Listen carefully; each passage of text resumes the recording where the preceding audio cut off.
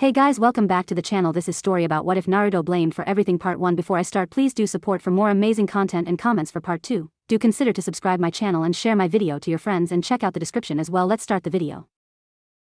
It had been 2 weeks now since Naruto, Neji, Shikamaru, Chuji and Kiba had returned from their mission, which had been a success. Not all was well though. Neji and Chuji were in ICU and Kiba was going to be bedridden for at least a month. Shikamaru's wounds weren't that bad and he was on back active duty within a week. Naruto, even though his injuries were by far the worst of the group with the exception of maybe Neji, recovered and was released from the hospital in 3 days. Sasuke had recovered surprisingly fast and was now on a recovery program that consisted mostly of training, with the exception of several hours of psychiatric therapy. Of course he was under ANBU surveillance 24/7 as ordered by the Hokage. Naruto's house. Late at night Naruto was sitting on his bed lost in thought. Since the mission had been a success, Naruto expected the villagers to actually praise him or at the very least reduce the cold stares, but that was not the case. The villagers actually blamed him for being a bad influence on the Uchiha heir and treated him even worse. Damn that Sasuke. He never does anything beneficial and he's still loved by everyone, thought Naruto angrily. If anything, he's responsible for Neji's, Chuji's and Kiba's condition. And as soon as he's out of the hospital, guess who decides to train him? Kakashi, of course. Why the hell does that traitor get all the attention? Naruto's tone was becoming even angrier. I saw that bastard not too long ago. Dobe this and dobe that, was all he said. As if nothing even happened. Shichar. This damned village is getting on my nerves, Naruto was now screaming inside his head. Damn it, shut up kid, roared the Kyuubi, if you're so angry why don't you just kill them? Oh that's right, I forgot, you're so innocent you wouldn't hurt a fly, said Kyuubi sarcastically. I'm not like you Fox, I don't just go on killing sprees because I feel like it. You're so weak, you know that? I'm not weak. Don't you dare call me that, stupid Fox. You know you should rebel against these people. Leave the village, leave your so-called friends, get away from all the pain they are causing you. You don't owe them anything, why should you stay? Questioned the Kyuubi. We can train far away from this village, what do you think kid? I can make you really strong. So strong even the Hokage won't be able to rival your power. The Kyuubi grinned evilly in his cage. If I can make him leave the village it would be so much easier, though the Kyuubi hoping that he made his argument strong enough for the boy. On the outside Naruto was heavily considering the Kyuubi's offer. The Kyuubi was right, Naruto didn't owe the village anything, more like the village owed him, and if this was their way of paying him back then screw them. If kind words didn't get through to them, then maybe violent actions would. That's right, I don't owe these bastards anything. They can rot in hell for all I care, announced Naruto. Alright Kyuubi, let's go. Let's leave this godforsaken place. Naruto quickly packed up some bare essentials, a change of clothes, toothbrush, money and all of his weapons. He didn't bother packing food since he could always hunt. He suddenly noticed the necklace Tsunade had given him and his forehead protector. Naruto ripped off the necklace and threw it on his bed. However, when he went to do the same thing with his forehead protector he was stopped by the Kyuubi. Kid, keep that, it may be a painful reminder, but if you ever need to get back in the village it would make things a lot easier. Yeah you're right, thanks Fox. Cut it out with the that call me by my name, snarled Kyuubi. Alright Kyuubi, will do. Then what are you waiting for, let's get moving. Better to leave this place secretly so that they don't send ANBU. Having spent all his life in Konoha, Naruto knew many ways to get out of the village in secret. However, luck wasn't on Naruto's side today. Just as he was about to jump over the northern wall, a Chunin guard grabbed him by the shoulder and demanded to know what he was doing. Naruto's emotions ranged from shock at being caught to very pissed that he hadn't been able to slip out. Before the Chunin guard could raise his defenses, Naruto smashed his fist into the guard's stomach, knocking him out, and proceeded to quickly leave. However, he had forgotten that the guards always patrolled in pairs, thus he did not notice when the other Chunin disappeared in order to report to the Hokage. Hokage office. Tsunade was sleeping with her head on her desk surrounded by mountains of paperwork when suddenly there came a frantic knock on the door. She barely had time to wake up as the door burst open and a babbling Chunin burst in. Shut up and calm down.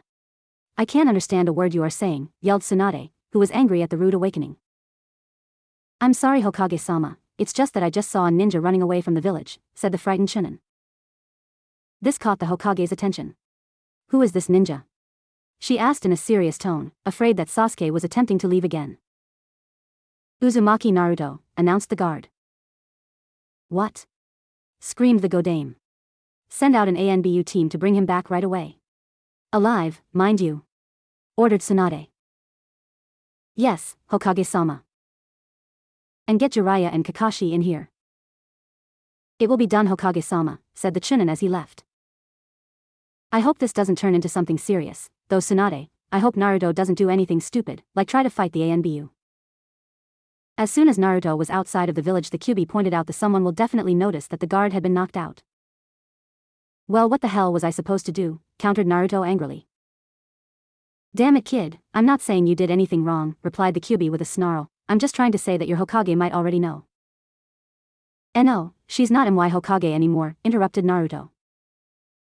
Whatever, you should quicken your pace before. But before the Kyuubi could finish his sentence, Naruto smelled something. The weird thing was that Naruto's mind registered it as 4 people with medium to high amounts of chakra. What the hell is going on here, wondered Naruto. My chakra is enhancing your senses. Those people that you smell are most likely an ANBU team, looks like our escape wasn't perfect, like I suspected. Shit. I'm gonna have to take on 4 Jounins, yelled Naruto. Before the Kyuubi could answer, the ANBU had already caught up and surrounded Naruto. Uzumaki Naruto, said an ANBU in a bird mask as he approached Naruto. We have orders from the Hokage to bring you back. Please come with us peacefully, we don't want to kill you, unless it's absolutely necessary. They are all releasing substantial killer intent, but there are also traces of fear. How the hell do I know all this, wondered Naruto as he processed the information. Must be those improved senses the Kyuubi was talking about, but I don't have time to ponder that now. Never thought Konoha would fight to keep their precious little demon, said Naruto in a taunting voice with a slight smirk. Then suddenly Naruto's eyes and voice turned frighteningly cold. Well, sorry, I'm not going back and you can't force me, Birdman. Inside Naruto's head. Kyuubi, I'm gonna need your help with this. Obviously, said the fox in a taunting voice, and Naruto scowled. Alright, here's what we'll do, I'll give you some chakra to fight with, but if you're still losing then I'll take over. Kyuubi compromised, knowing how much Naruto didn't like losing control of his body. Yeah, whatever, just give me back control as soon as you kill them, agreed the blonde. Back to reality. The ANBU shook a little as they felt Kyuubi's chakra being released. So he's actually going to fight, thought one of the ANBU with a cat mask. This could be difficult if he's using the demon's chakra, thought another with an ape mask. I'll finally have my revenge on the demon fox, happily thought the last one with a ferret mask. Scared already? Asked Naruto. Huh? What did you say, brat? Said the bird-masked ANBU scoffed. Take him down, he ordered. You'll never take me alive, Naruto shouted with bared teeth. All 4 ANBU disappeared from Naruto's line of vision. I might have underestimated them, frowned Naruto. No matter, they have no chance against me and the fox together. Stop calling me fox, you damn brat, said the Kyuubi. Try this, demon boy, said the cat-masked ANBU while throwing several kunai at Naruto. Within a blink of an eye, Naruto disappeared from his spot and the kunai hit nothing but the tree trunk Naruto had been on. Where is that monster? Said the ferret-masked ANBU. Nobody can disappear like that. That's inhuman. Up there, shouted the one with the cat mask as he pointed towards the moon. Nice try, demon. Screamed the ferret-masked ANBU. It took less than a second before the next wave of kunai, this time with explosive notes, flew toward Naruto. Try something more original, would you, sighed the blonde. Naruto kicked the kunai and deflected them toward the bird-masked ANBU. With his quick reflect, the ANBU threw shuriken straight against the incoming attack and they exploded on contacts. The bird-masked ANBU's face turned into a smile, only to be replaced with a frown as soon as he saw Naruto appear behind the smoke, without a scratch on him. Naruto lunged his fist toward the said ANBU only to be met with a kick from the cat-masked ANBU, and before Naruto could recover, his back received another blow from the ferret-masked ANBU. Naruto flew through many branches, but right before hitting a huge tree trunk with an expected loud crack, the boy concentrated it to his feet and stuck to the trunk. No way! Exclaimed one of the ANBU. He's still standing. I guess it is my turn to join the fun, thought the ape-masked ANBU jumping off from the tree where he was perching and observing the battle. Bastards, said Naruto while wiping blood off the corner of his mouth, you guys are not going to win. Kage Bunshin no Jutsu, the image of Naruto suddenly blurred as he split into countless copies of himself. If you want to outnumber your opponents, might as well go for a larger number than 4. All of the clones reached for their kunai, in unison, and split into 4 groups, each attacking a different ANBU member. However, before the clones could even reach their enemies, the 8-masked ANBU jumped into the air and made several hand seals, rain of 1,000 needles. Out of nowhere needles start showering the clones and one by one they disappeared in a poof of smoke. The 8-masked ANBU landed on the ground lightly on one foot, while the other ANBU sighed with relief. Not yet. He's still there, warned the 8-masked ANBU. In the middle of the needles, the real Naruto was still standing with half a dozen needles sticking through his right arm, which was shielding his head, and several more dozen in his torso and legs. The 4 ANBU trembled as Naruto's previously disappearing chakra suddenly starts to burn around him. I will not give up so easily, Naruto said and slowly raised his hands to pluck the needles off his body. Losing too much blood and chakra in the process, he started to lose concentration. His vision blurred and his knees gave away slowly. Let's just kill him.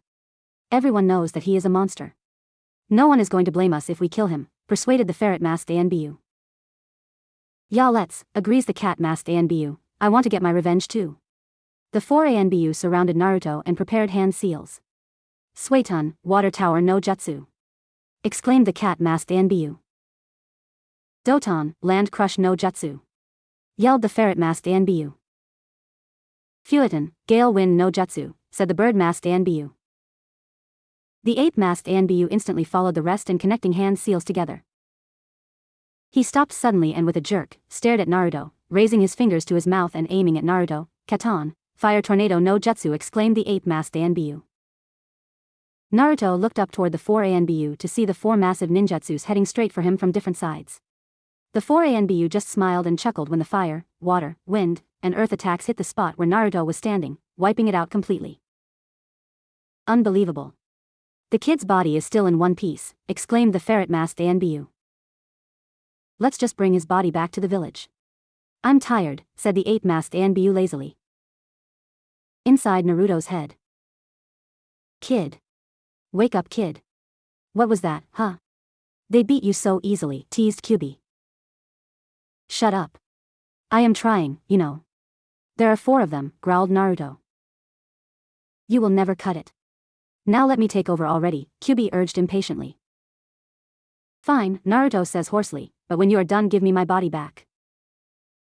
Back to reality. What is going on here?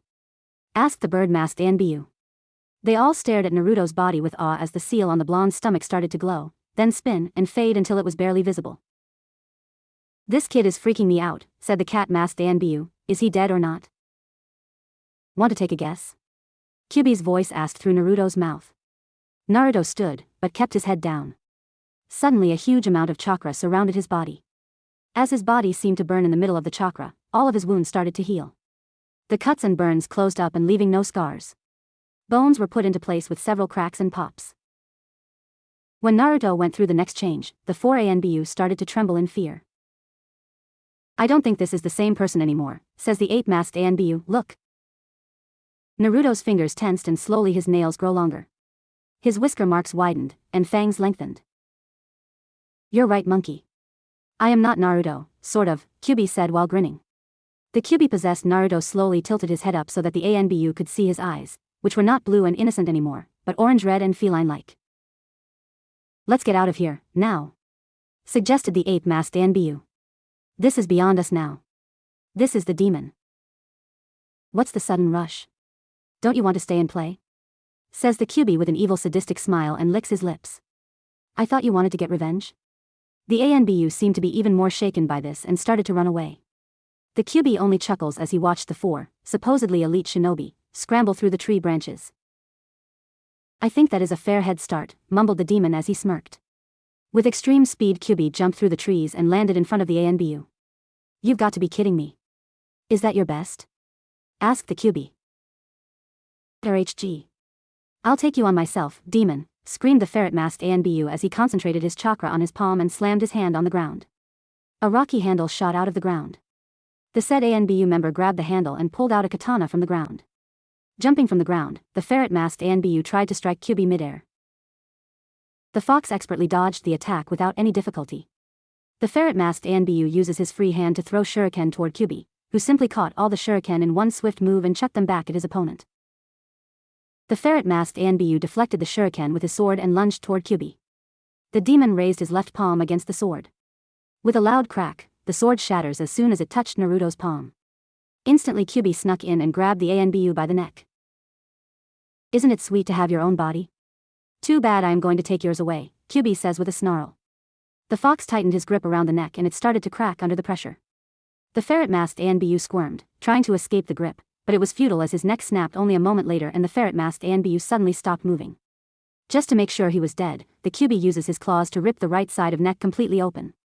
He savored the taste of blood as it poured out of the wound and helped feed his bloodlust. Let's see if you can beat both of us. Asked the cat-masked ANBU and the bird-masked ANBU together. They jumped toward Kyubi with kunai ready. The Kyubi deflected the first strike by the bird-masked ANBU with his claws. All three keep on jumping on and off branches around them, while sparks shot off from colliding attacks. The bird-masked ANBU reached into his vest and pulled out a windmill shuriken. He opened it and threw it toward the Kyubi's back. Kyubi quickly turned around and caught the large shuriken before disappearing. Where did it go? Asked the cat-masked ANBU. This thing is too fast. Kage shuriken no jutsu, a voice yelled out above them. The two ANBU looked up in horror as hundreds of windmill shuriken flew right at them from every side. Both ANBU let out a scream that echoed through the forest. What just happened here?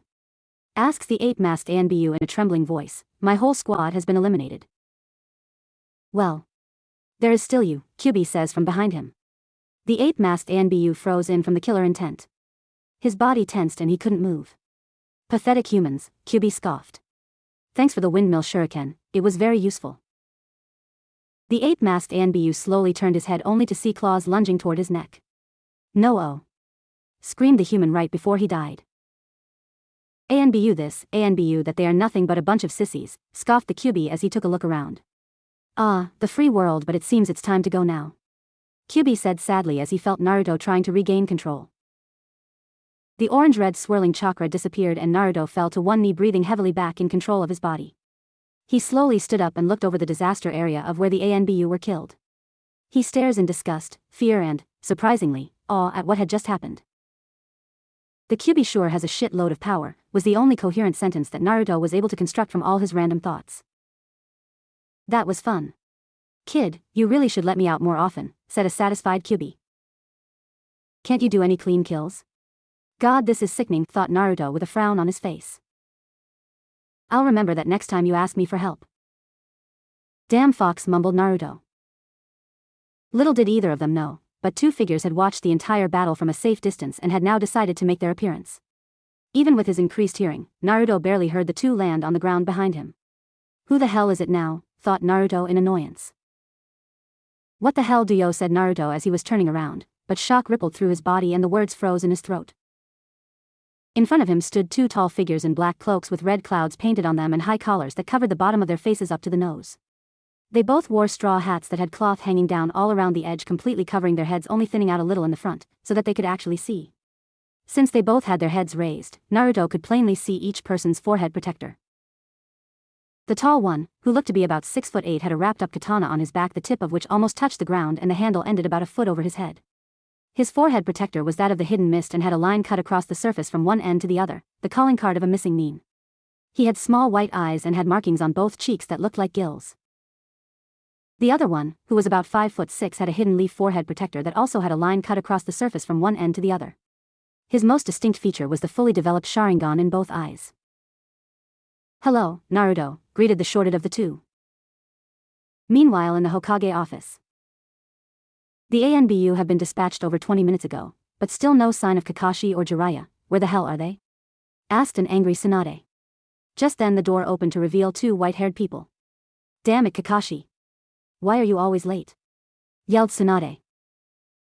Is something the matter? Asked Kakashi in a completely calm tone. Yes, something is the matter. A certain student of yours, Tsunade pointed at both Kakashi and Jiraiya, has beaten up a guard and fled from the village. What? Yelled the Jounin and Sennin at the same time. That impossible, why would Naruto leave? Asked Jiraiya. That doesn't matter right now, we have to go after him, said Kakashi. I've already sent a team of ANBU after him. Under strict orders to bring him back alive, but since he's your student, and your responsibility, I want you to go and make sure that he is brought back safely. Ordered Tsunade. Hi, Hokage-sama, they said before disappearing in a poof of smoke. Please be all right, Naruto, thought Tsunade. Though something tells me that, unlike with Sasuke, we won't be able to get you back. Back in the forest. Naruto was way too shocked to even respond to the greeting. Oh shit, oh shit, oh shit. What am I gonna do now? Panicked a terrified Naruto. These guys are strong. If I remember correctly, they want my power. This could be a fortunate meeting, thought the Kyuubi. Hey kid, see if you can join up with them. What are you, crazy? They'll kill me. No, they want my power, and if you can use my power, then you will be a very valuable asset for them. And they will probably train you too, reasoned the fox. That'll be a load off of my shoulders, thought the Kyuubi. Kyuubi didn't mind making his vessel stronger, but Naruto was so stubborn and annoying that it would just be easier and less nerve-wracking if someone else did it. He couldn't, however, entrust this to anyone in that godforsaken village. Oh no, they would only keep him weak. You sure about this? Asked a now less scared and more skeptic Naruto. Yes. Trust me, damn it, growled the Kyuubi. If the Kyuubi is right, then this wouldn't be such a bad deal. No, not a bad deal at all, mused Naruto.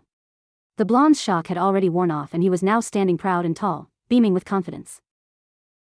It seems we were never properly introduced. My name is Uzumaki Naruto, said the boy proudly.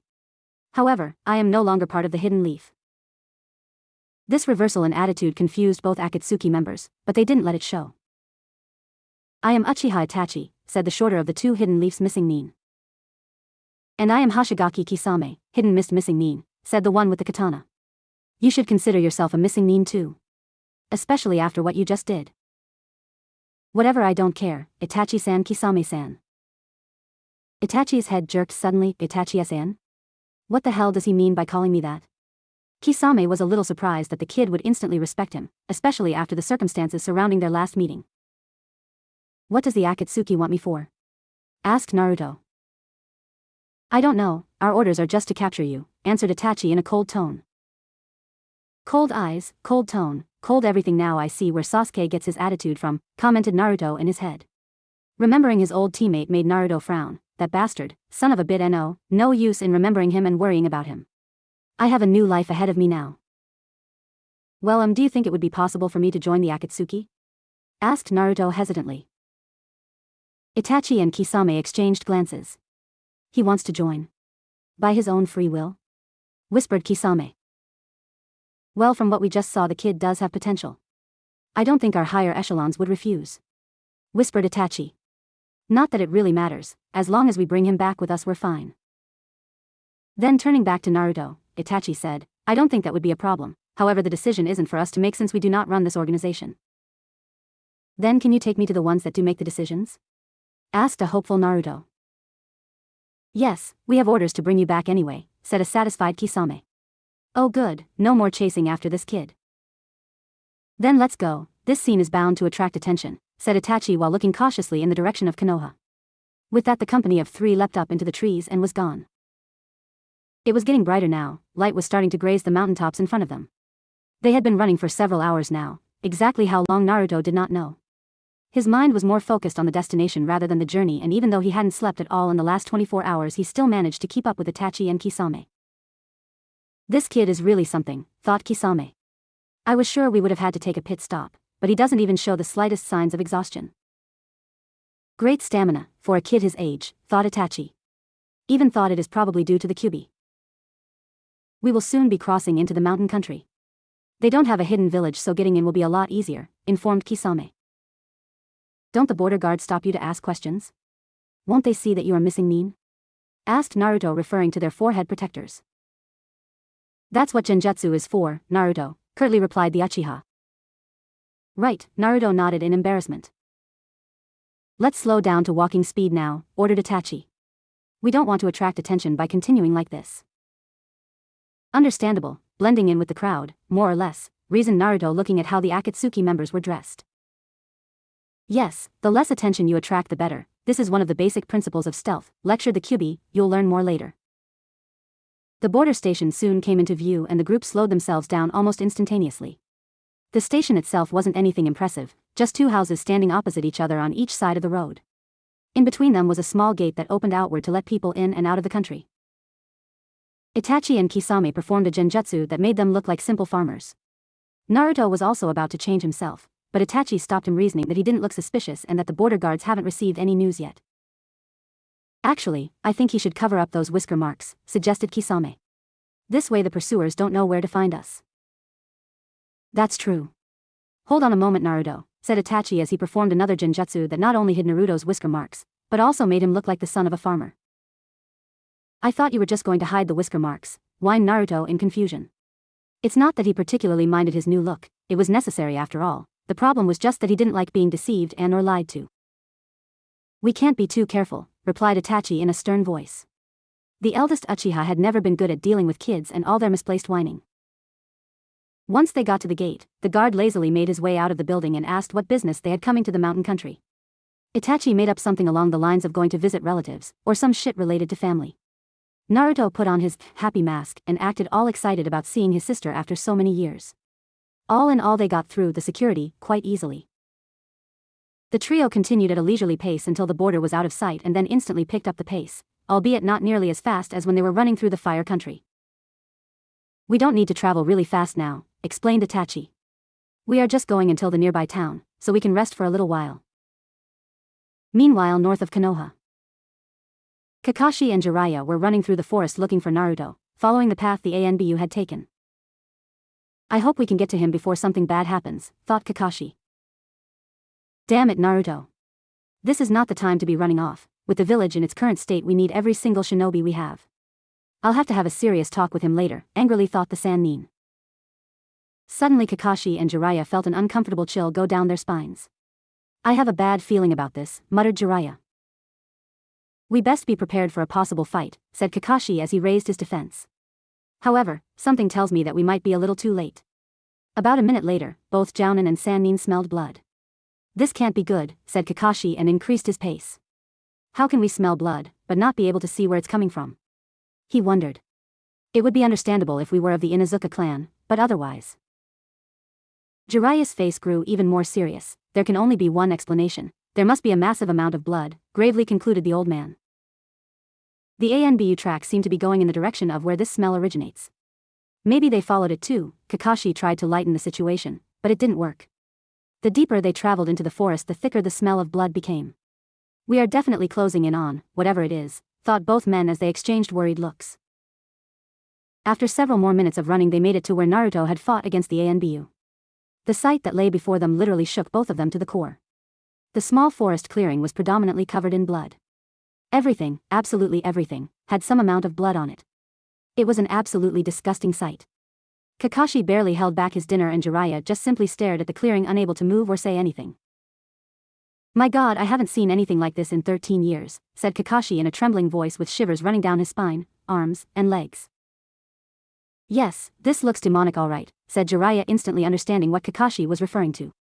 Please God, the seal didn't break. Just please, mentally pleaded Jiraiya. Naruto probably lost control again, said the copy ninja. But as far as I know, the only time that happens is when he's under great emotional stress. Jiraiya took a moment to digest that information. If that was the case, then Naruto must have been provoked somehow, said Jiraiya. Since he most certainly isn't the kind of person to give up, especially control of his body. The Toad Sannin looked closer at the mess before them. I really wonder what happened here. The good news is this is all still fresh. Less than an hour has passed since this fight took place, said Kakashi. Naruto is probably still relatively close to the village. Both Leaf Nin silently prayed for that to be true. Considering the fact that we can't feel that demonic chakra anymore, I'd say that Naruto has calmed down, at least a little bit, said Jiraiya with a small glimmer of hope of his face. The two of us can't possibly handle all this territory, sighed the Sannin, pointing in all the directions Naruto could have gone. Kakashi, report back to Tsunade about this and tell her to gather up some manpower to search for him, he ordered. I'll stay here and try to track him. If I find anything, I'll draw arrows on trees. Kakashi nodded and was gone instantly. Tracking him is going to be rather difficult since the smell of blood is covering most every other smell in the area. Looking around, Jiraiya noticed that there were several footprints in the bloodied grass. They were all small, a child's foot, mused Jiraiya. Well, it's good that he's still alone. Jiraiya then started looking for clues as to where Naruto could have gone. He looked around the outside of the clearing and noticed that no footprints led in or out. Hence the Sannin reasoned that Naruto must have been traveling through the trees. Jiraiya instantly jumped up into the surrounding trees and after only a few minutes of search saw a bloody footprint on one of the branches.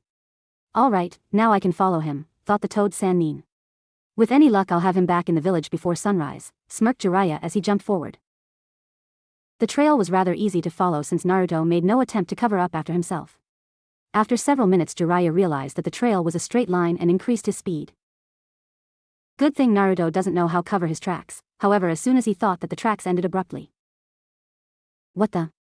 Jiraiya decided to look several trees ahead thinking Naruto might have jumped farther than all the other times. He still found nothing.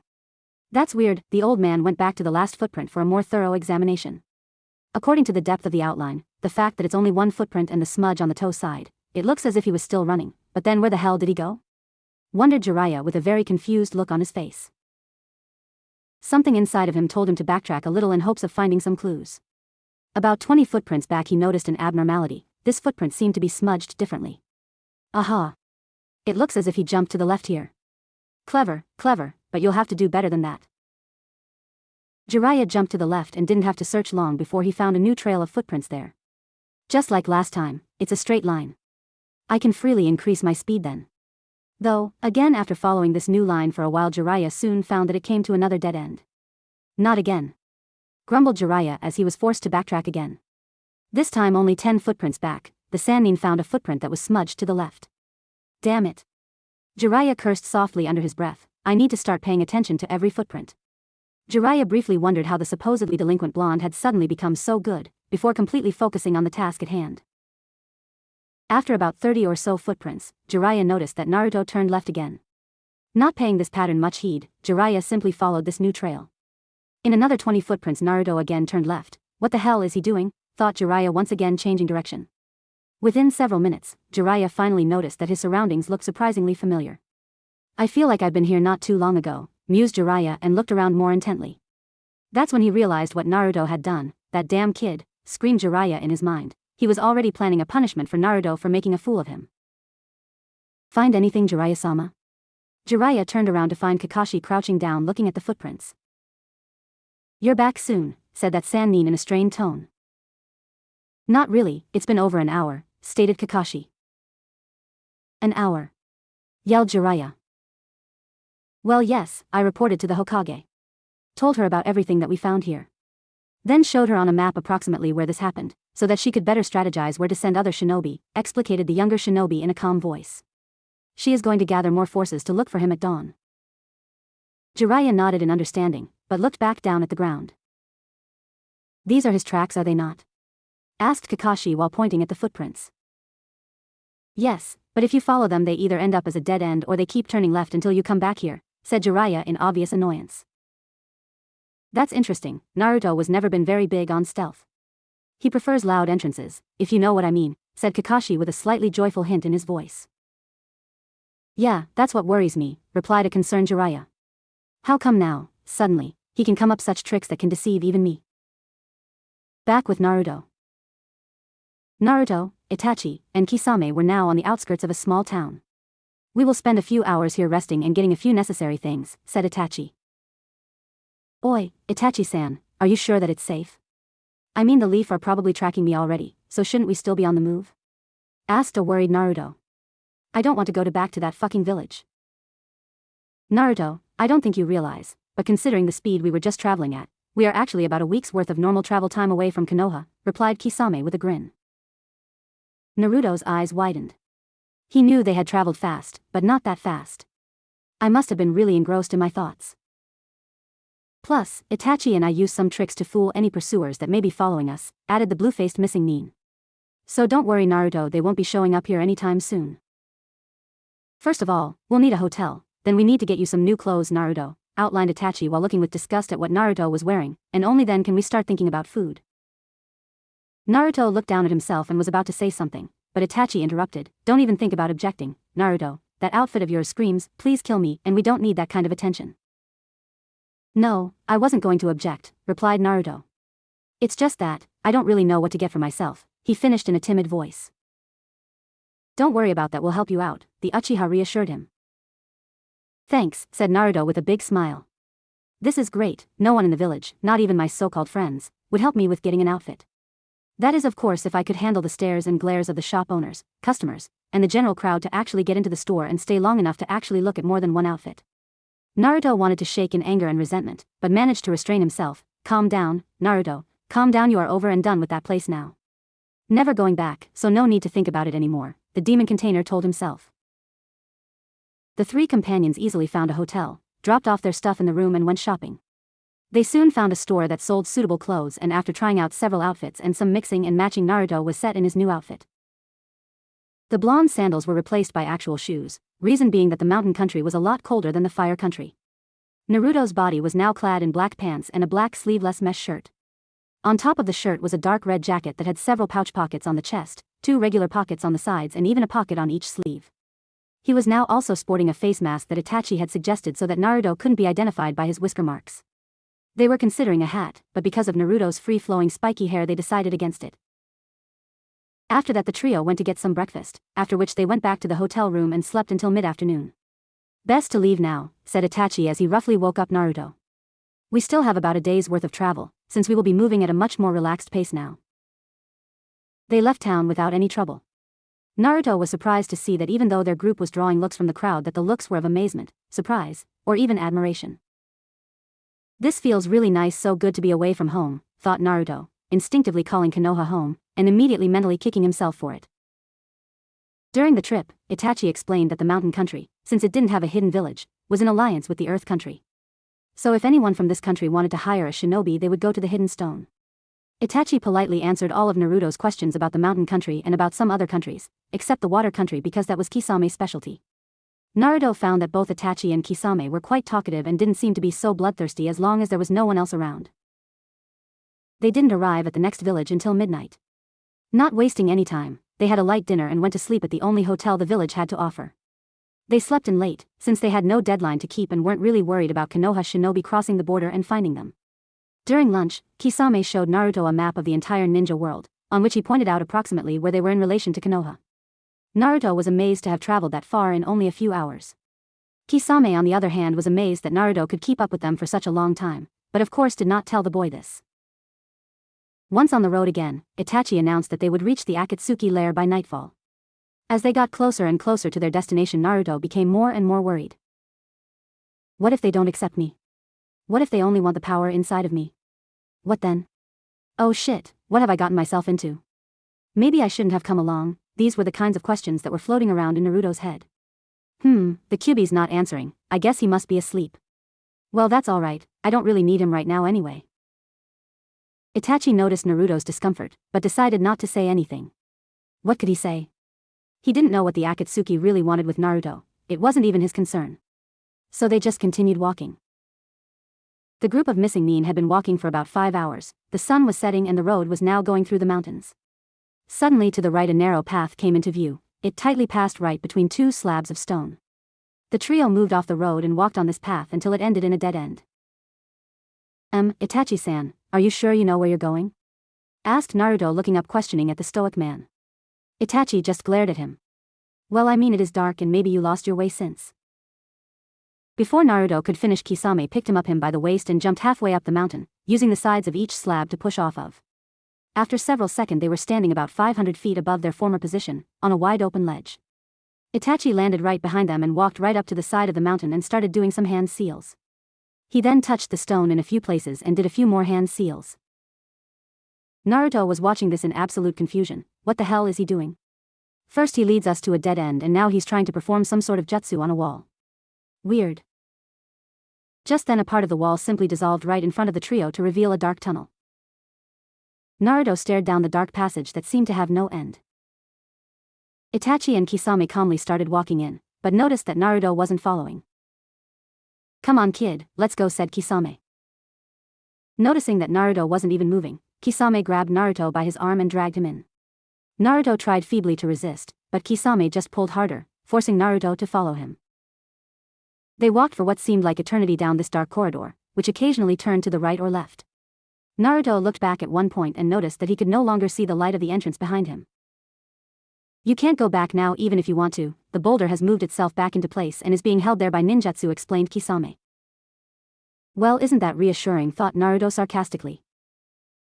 Don't worry too much about it, said Itachi to the obviously scared Naruto, just whatever you do don't be disrespectful.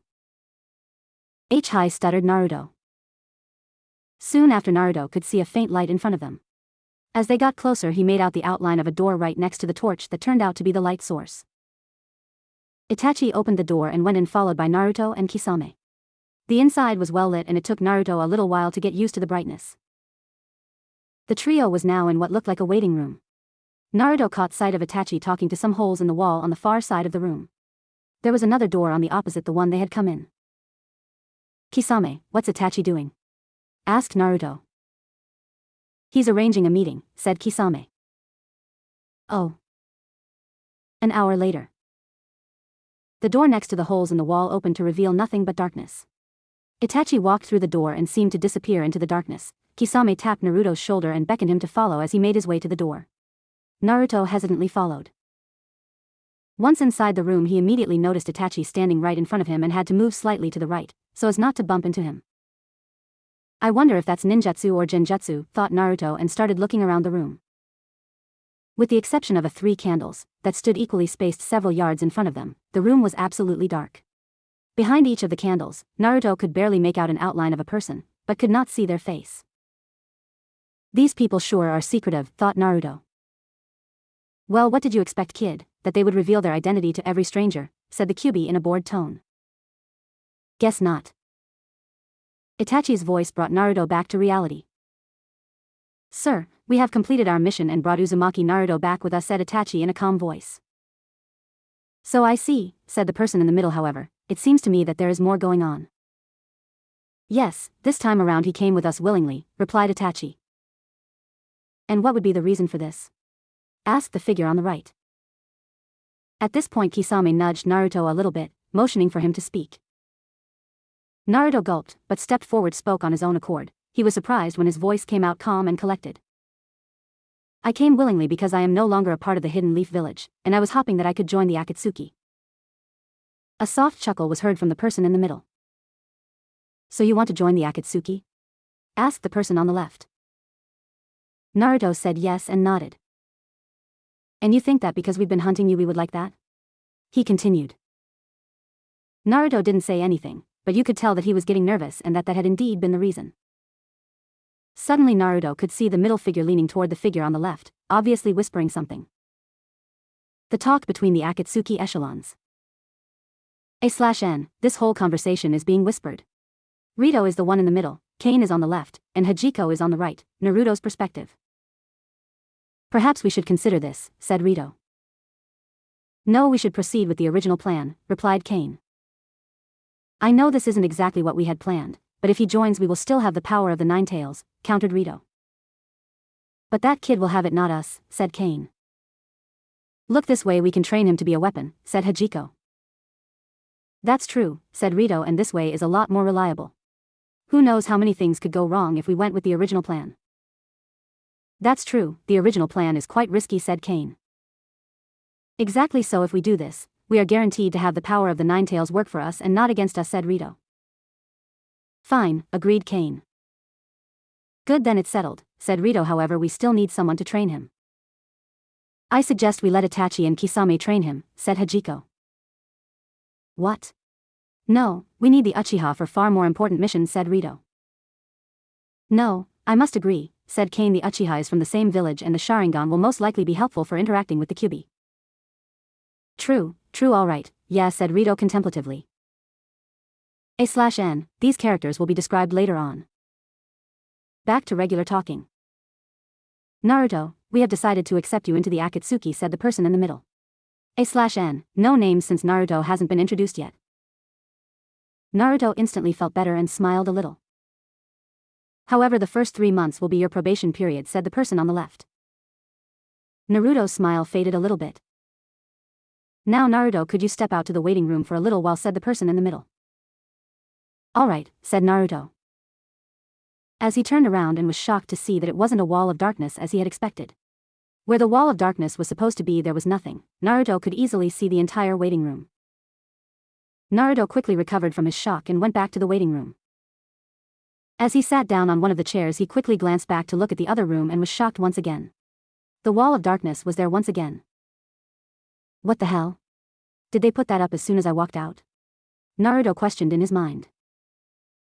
Suddenly Naruto could hear the Kyuubi chuckle lightly. No kid, no, that was never removed. It's a ninjutsu that on one side is absolutely black and you can't see through it no matter what, but on the other side it's completely transparent. Anyway, just relax kid, they are only talking about your life in there, said the Kyuubi placidly. Yeah, only, said Naruto sarcastically. Hey, I thought you were gonna actually teach me some new jutsus. Have some goddamn patience kid. Plus you need to strengthen your body quite a bit before I even bother with you. In the conference room. Itachi, Kisame, you have not completed your mission yet, said Rito. What do you mean? We brought back the brat, didn't we? Asked Kisame. Yes, but that was only the first part of the mission, said Kane. The second part is training him, isn't it? Asked Itachi. You always were sharp, Itachi, said Rito. Yes, the second part of your mission is to train him. Apart from regular training, we need him to easily be able to use the powers of the Kyuubi, said Kane. Understood, said Itachi. Yes, Sir, Kisame reluctantly agreed. Damn, I have to spend more time with that kid. I really hate brats. Also Kisame, we will need for you to teach him water jutsus, said Rito. We want him to be versatile in every element, so when he is done learning water jutsus, Kisame, you will be replaced with Reiko so that he can learn lightning jutsus. We are to train him as an assassin, right? Asked Itachi. After the next 3 months are up, you'll know what he is best at. That is what we will be training him as, said Rito. Itachi and Kisame nodded and turned to go, but were stopped by Rito's voice. You are to stay here for the next 3 months. I'm sure you know where the training facilities are, said Rito. Yes, sir, said Itachi. Good, then you're dismissed, said Rito. Itachi and Kisame then walked out to the waiting room to join Naruto.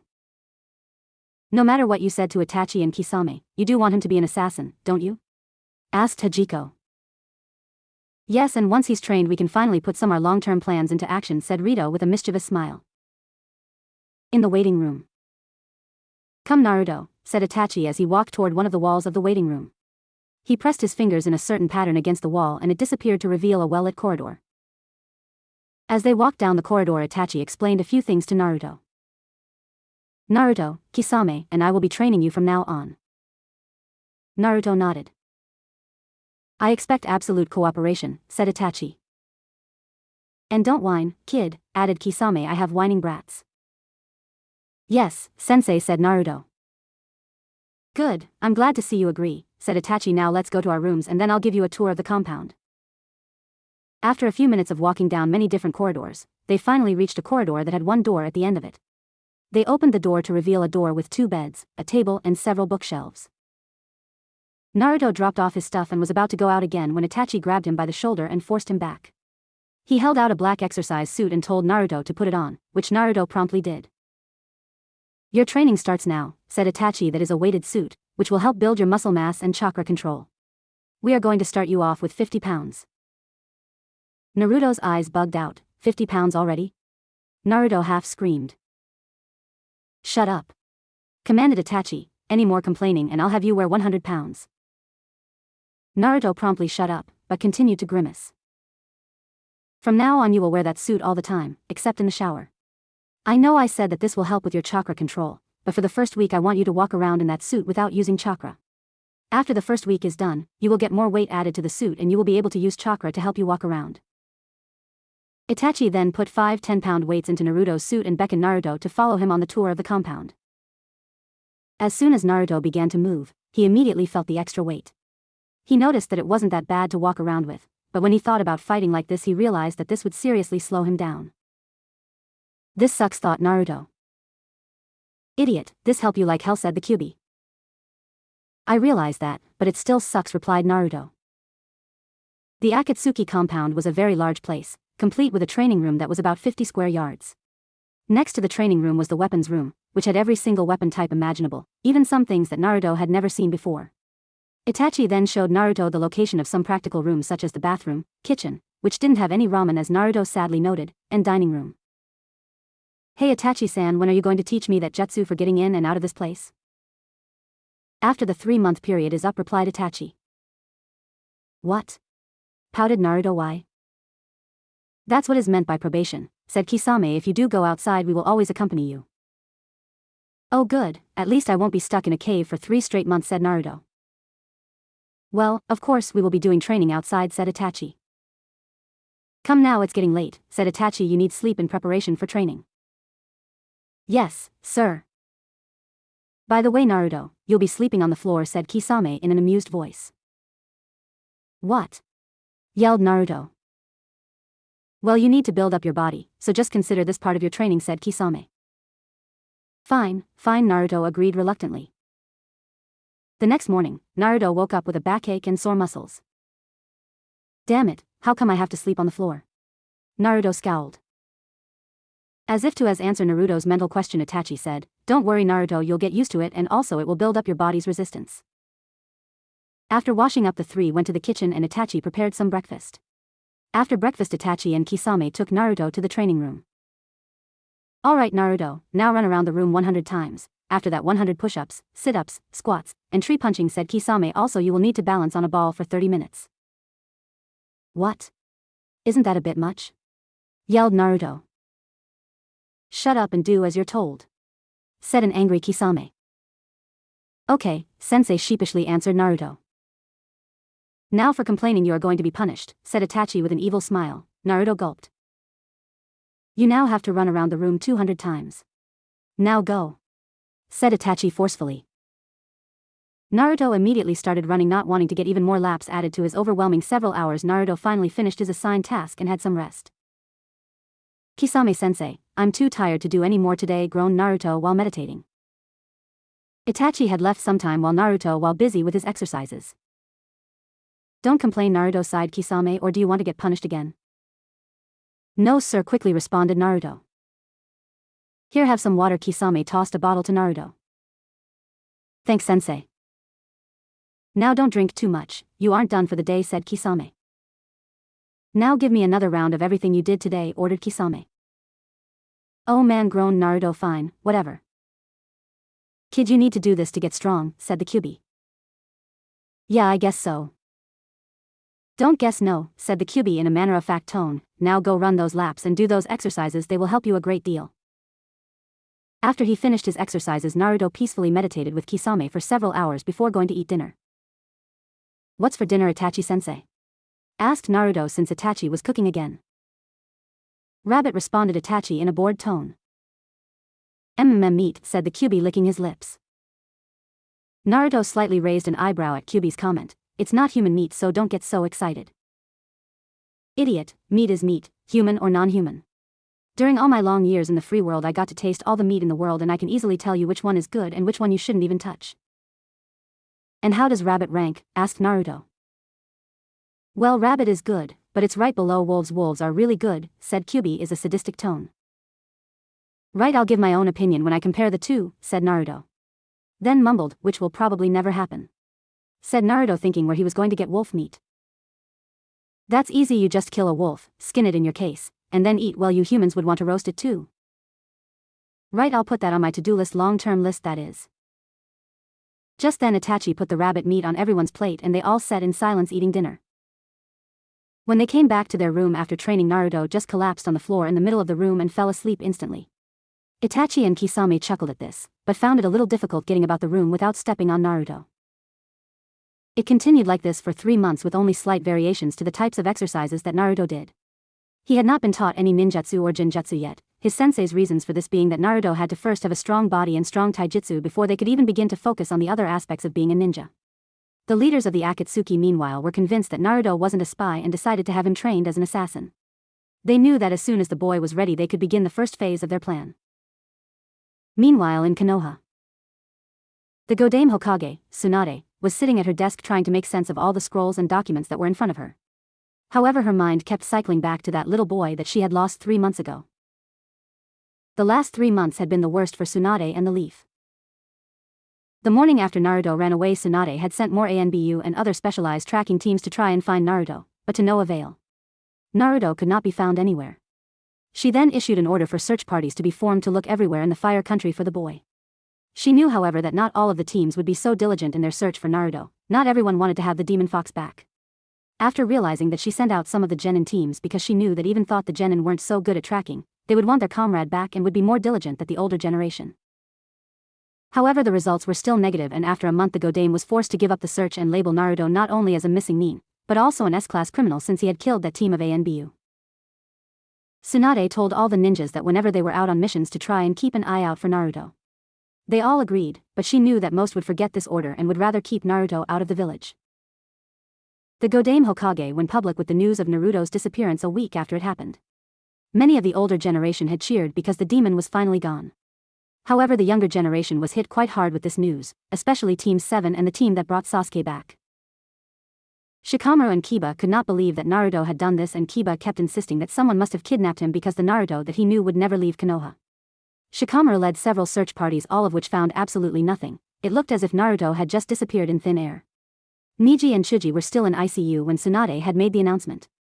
Chuji managed to recover a month after the mission and was absolutely shocked when Shikamaru told him the news about Naruto. Niji, however, was still in ICU and it wasn't looking good. He was only conscious a few days of the week and even then could barely get out several words before falling back into unconsciousness. Hinata grieved for her lost friend and crush. She felt as if she was left completely alone in the world, but soon convinced herself that he would come back. She had to be optimistic, she had to believe that he would return, then maybe, just maybe, she could tell him how she felt. But most of all, this event drove her to train more, become stronger so that she could impress Naruto when he returned. Maybe this way she would gain more self-confidence. Sakura and Sasuke were absolutely shocked to hear about Naruto from Kakashi. They both desperately wanted to know the reason behind Naruto's disappearance, but since Kakashi was forbidden to tell them about the demon fox, they were told that the reason would only be revealed if Naruto were found again. Sakura couldn't help feeling heartbroken. Naruto had done so much for her, and she couldn't even help him when something was wrong in his life. Sasuke just scoffed and mumbled something to the point of "Dobe, I won't go chasing after you," which promptly earned him a slap for Sakura. That action surprised Sasuke, Kakashi, and also Sakura. Out of all of Team 7, Sakura was probably the most affected, because she realized that the only thing she had ever done for Naruto was ignore him, tell him off and or yell at him. Now he gone and she couldn't apologize, she couldn't make up for everything she had done to him. She tried to put herself in his shoes and realized that the only two emotions that she came out with against herself were anger and resentment. She wondered how he could always be so happy and optimistic. She desperately wanted to apologize to him, but knew that that was impossible now. Whenever she was alone in her bedroom and not out on missions to look for him, she would constantly remember her lost teammate and tears would always find their way to her eyes and she would eventually cry herself to sleep. Sasuke may not have shown it in public, but did miss his friend/teammate/rival and would do his hardest on those search and rescue missions and blame himself when they came back empty-handed. He had finally realized that old saying was right, you don't know what you have until it's gone. He had a friend and now he had lost him. Then he thought about Sakura. She was annoying, but still she was a friend. She may not leave the village, but would she stop being his friend if he kept acting cold? He thought that maybe he should at least try to acknowledge her. The rest of the Rookie 9 and Guys team, that are in any condition to be told the news, were absolutely shocked by Naruto's actions. Ino tried to label him as an idiot, but no one else seemed to support that idea and she soon gave up, especially after she noticed that both her teammates regarded Naruto with respect. Shino, as usual, did not say much except that if Naruto left willingly then he must have had a good reason. Lee, who was now chained to the hospital bed to keep him from escaping, said that Naruto was not the kind of person to leave his dream behind like that without very good reasons and very actively supported the theory that he must have been kidnapped by someone. However, strongly hoping that it wasn't Orochimaru. By the time Chuji had recovered enough to be back on his team, the search was called off and Chuji was forever left with the guilt of not being able to help his friend. Soon after, the teams were rearranged as follows. Team 7 now consisted of Sasuke, Sakura, and Tenten. Team 10, Ino, Chuji, and Lee. Team 8 stayed the same. Team Guy was dissolved and he was given new rookies to train. However, he would often hold private training sessions with Lee, that is after Lee had been let out of the hospital. After the end of the 3 months after Naruto left, everyone except Tsunade, Jiraiya, Kakashi, Hinata and Sakura believed Naruto to have gone forever. Only those 5 brave souls dared hope and pray for Naruto to come back someday. They swore a silent mutual agreement that they would always keep their eyes open for their blonde, happy, loud, and hyperactive friend. Back with Naruto. In contrast to the dread that was being felt by his teammates, these last 3 months were so the happiest Naruto had ever had. Naruto now had teachers that liked him, or at least seemed to like him, that seriously trained him. Not like Kakashi or Ero Sennin, who would rather be doing anything else except training him. Itachi-sensei and Kisame-sensei wanted Naruto to get stronger. This was probably one of the most important reasons that Naruto finally threw away his mask completely and let his true intelligence and cold mood show. By the end of the 3 months of probation, Naruto was already carrying around an extra 300 pounds in his suit. His morning warm-up was to run around the training room 200 times and do 200 push-ups, sit-ups, squats, and tree punching. He could easily maintain balance on a ball for 2 hours straight without even breaking a sweat. His chakra control had also increased tenfold. Itachi had Naruto walk up and down the entire mountain. Not only that, Naruto could climb up the mountain on only his fingertips, using chakra of course. It was at this point that Itachi approached Naruto and told him that they would begin ninjutsu and genjutsu training. Naruto was excited beyond belief. However, before we start, Naruto, said Itachi, I think we should go have a talk with a friend of yours. Friend? Asked Naruto uncertainly. Then, thinking it was someone from Konoha, added, I'm not going back to that village. No, Naruto, we have no intention of going to Konoha of all places, replied Itachi. Then, what friend are you talking about? Asked a bewildered Naruto. A friend that had been with you your entire life, calmly replied Itachi. My entire life, thought Naruto, who the no way. Naruto's face paled slightly, you don't mean? Before he could finish, Itachi grinned and said, oh yes, your furry friend. Naruto, the time has come for us to go talk with the Kyuubi, said Itachi. But how? Asked Naruto. I mean, me talk with the Kyuubi is no big deal, but how are you going to do that? Main Sharingan, calmly answered Itachi. Naruto paled when he realized what Itachi was talking about. That thing that he did to Sasuke and then he couldn't wake up without the old hag's help, remembered Naruto. Seeing Naruto's scared expression, Itachi reassured him, don't worry Naruto, it won't be the same jutsu I used to Sasuke. I won't inflict damage upon you. Alright, fine, let's do it, said Naruto. Well kid, looks like we're gonna see each other face to face again. Itachi and Naruto sat down in a comfortable meditating position and Itachi switched his eyes to reveal the Sharingan. Naruto, just look into my eyes and relax, said Itachi and activated the jutsu. The last thing Naruto saw, before everything turned black, was the redness of Itachi's eyes, and it seemed as though the 3 black dots began to spin around. The next thing Naruto knew, he was on his knees in that familiar murky corridor with the yellow walls and water that goes up to your ankle. Except this time was different, he noticed a black figure next to him. He looked up to see that it was Itachi. So this is what the inside of that seal is like, thought Itachi. In the distance they could hear growling and snorting. Naruto got up and started walking toward the sound. This menacing aura unnerves even me. Itachi shivered slightly, yet Naruto seems to be fearlessly going straight towards it. Naruto looked back when he saw that Itachi was not following, instead he was still looking around the corridor. Come on, said Naruto, there's nothing to see here. Naruto and Itachi steadily made their way down the corridors and passages until they saw what looked like a door of light. Stepping thought it, Itachi was amazed to see the great gate looming several dozen feet in the air. It had some intricate designs around the edges and there was a piece of paper with the kanji sealed written on it. Behind those bars lies one of the most powerful demons in the world. This thought made Itachi slightly uncomfortable, since he could sense the amount of power that was behind the gate. Suddenly out of the darkness appeared giant red eyes and white, very pointy, teeth. Itachi shook lightly as he laid eyes on the Kyuubi. Wow, it's enormous, were about the only thoughts that Itachi had at that moment.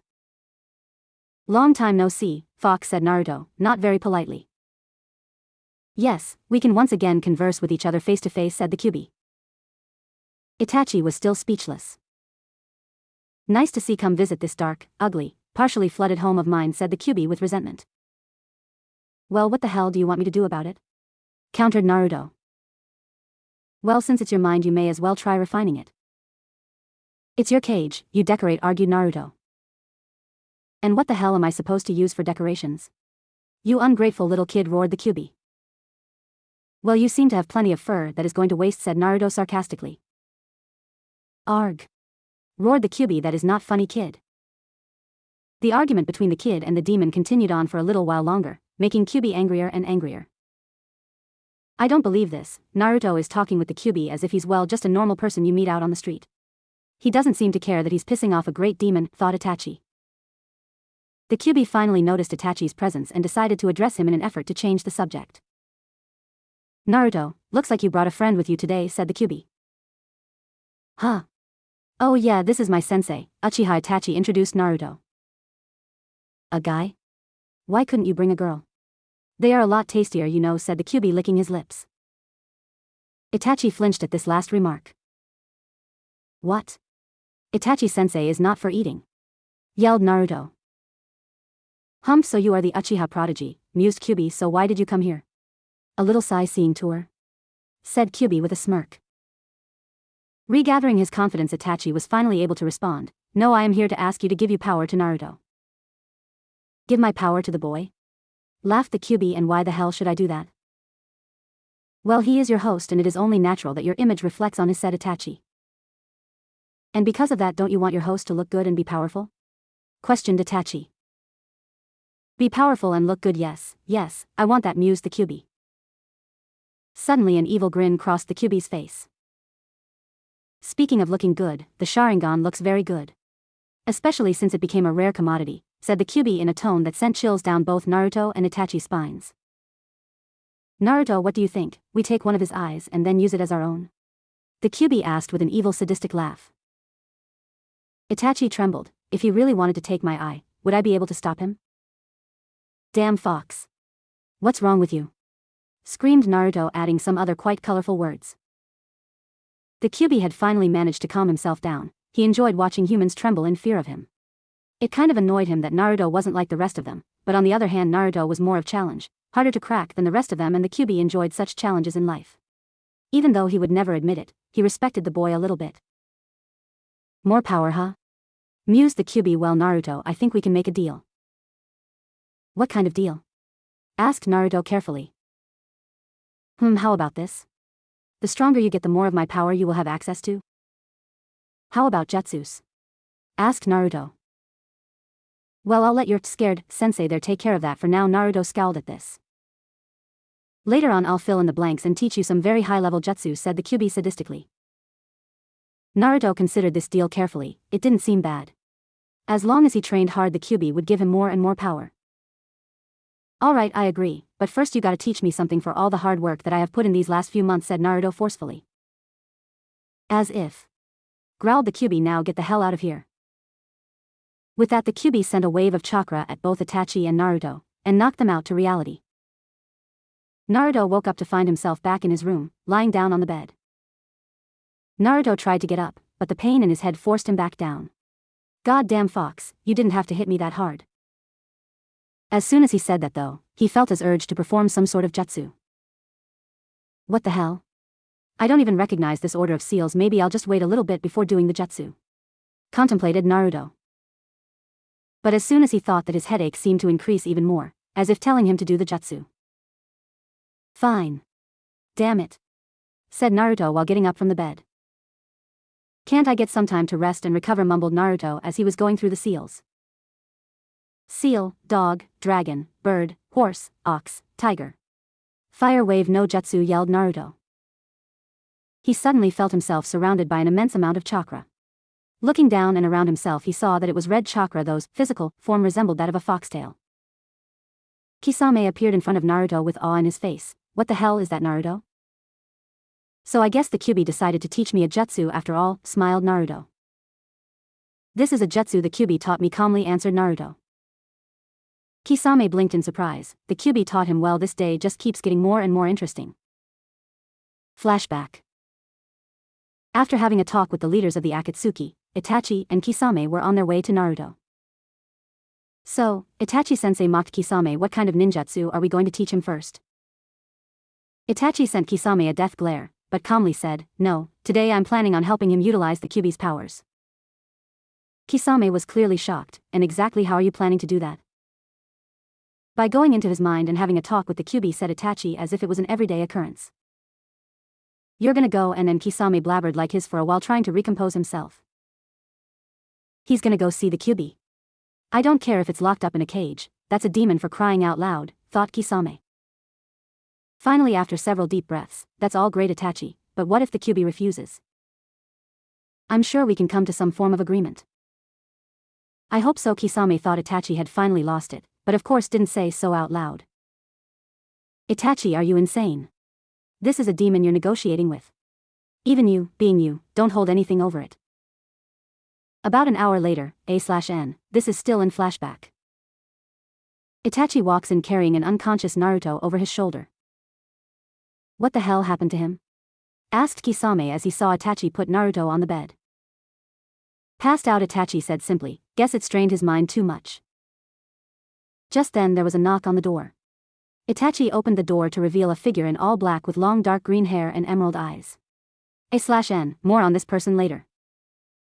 A few quick words were exchanged and Itachi made to leave, but turned around and said, I'm being summoned by the High Council, I'll be back in some time later. Guess I'll just let the brats sleep.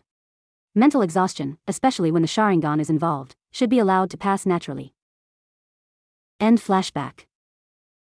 So I take it you and Itachi talked with the Kyuubi. It was more of a question than a statement though.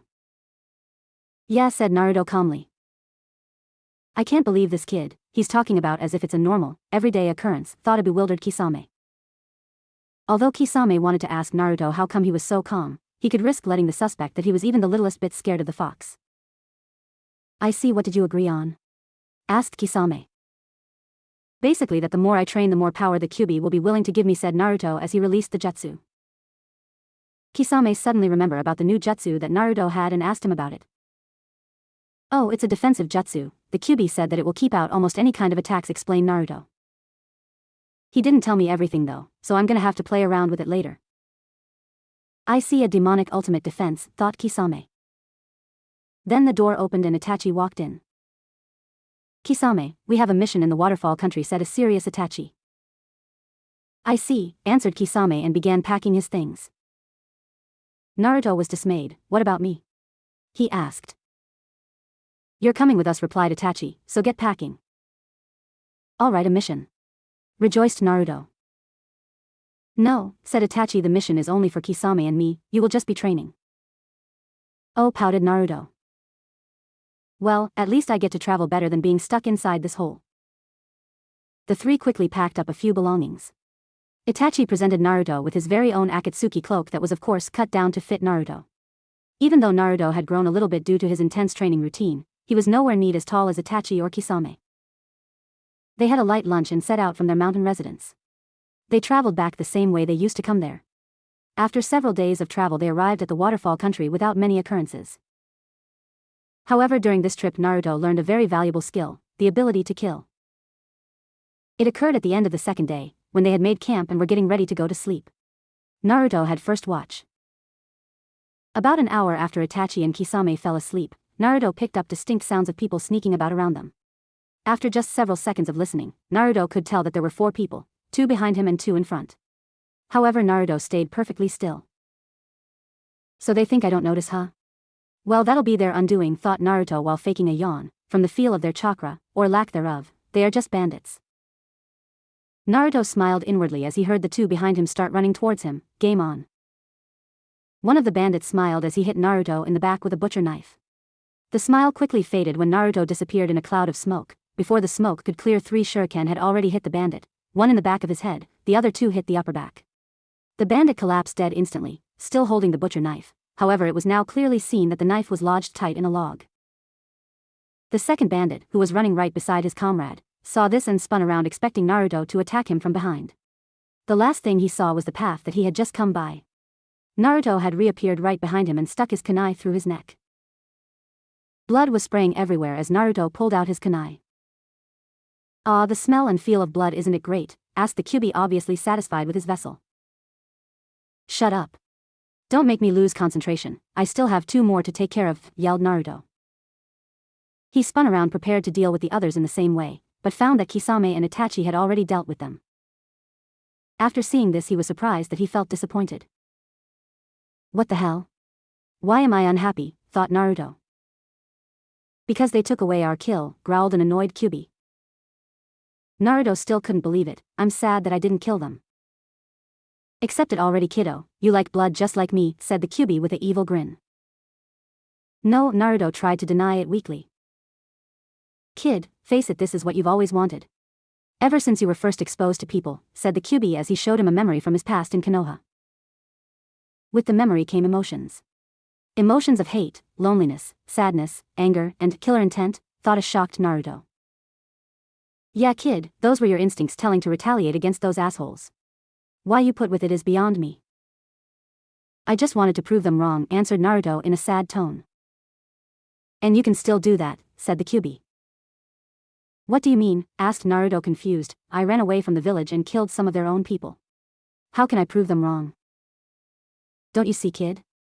They think, no they believe, that you are weak. That they can kill you at any time. Don't you see it? They have been trying to break your resolve to live, all of your life. How do you prove them wrong, you ask? Simple, use that hate and anger to become stronger, motivated the Kyuubi. But look at what that did to Sasuke. I don't want to like that. No, that idiot let his hate and anger consume him, countered Kyuubi.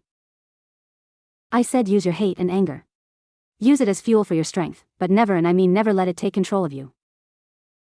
That was my mistake, mumbled the Kyuubi. Huh?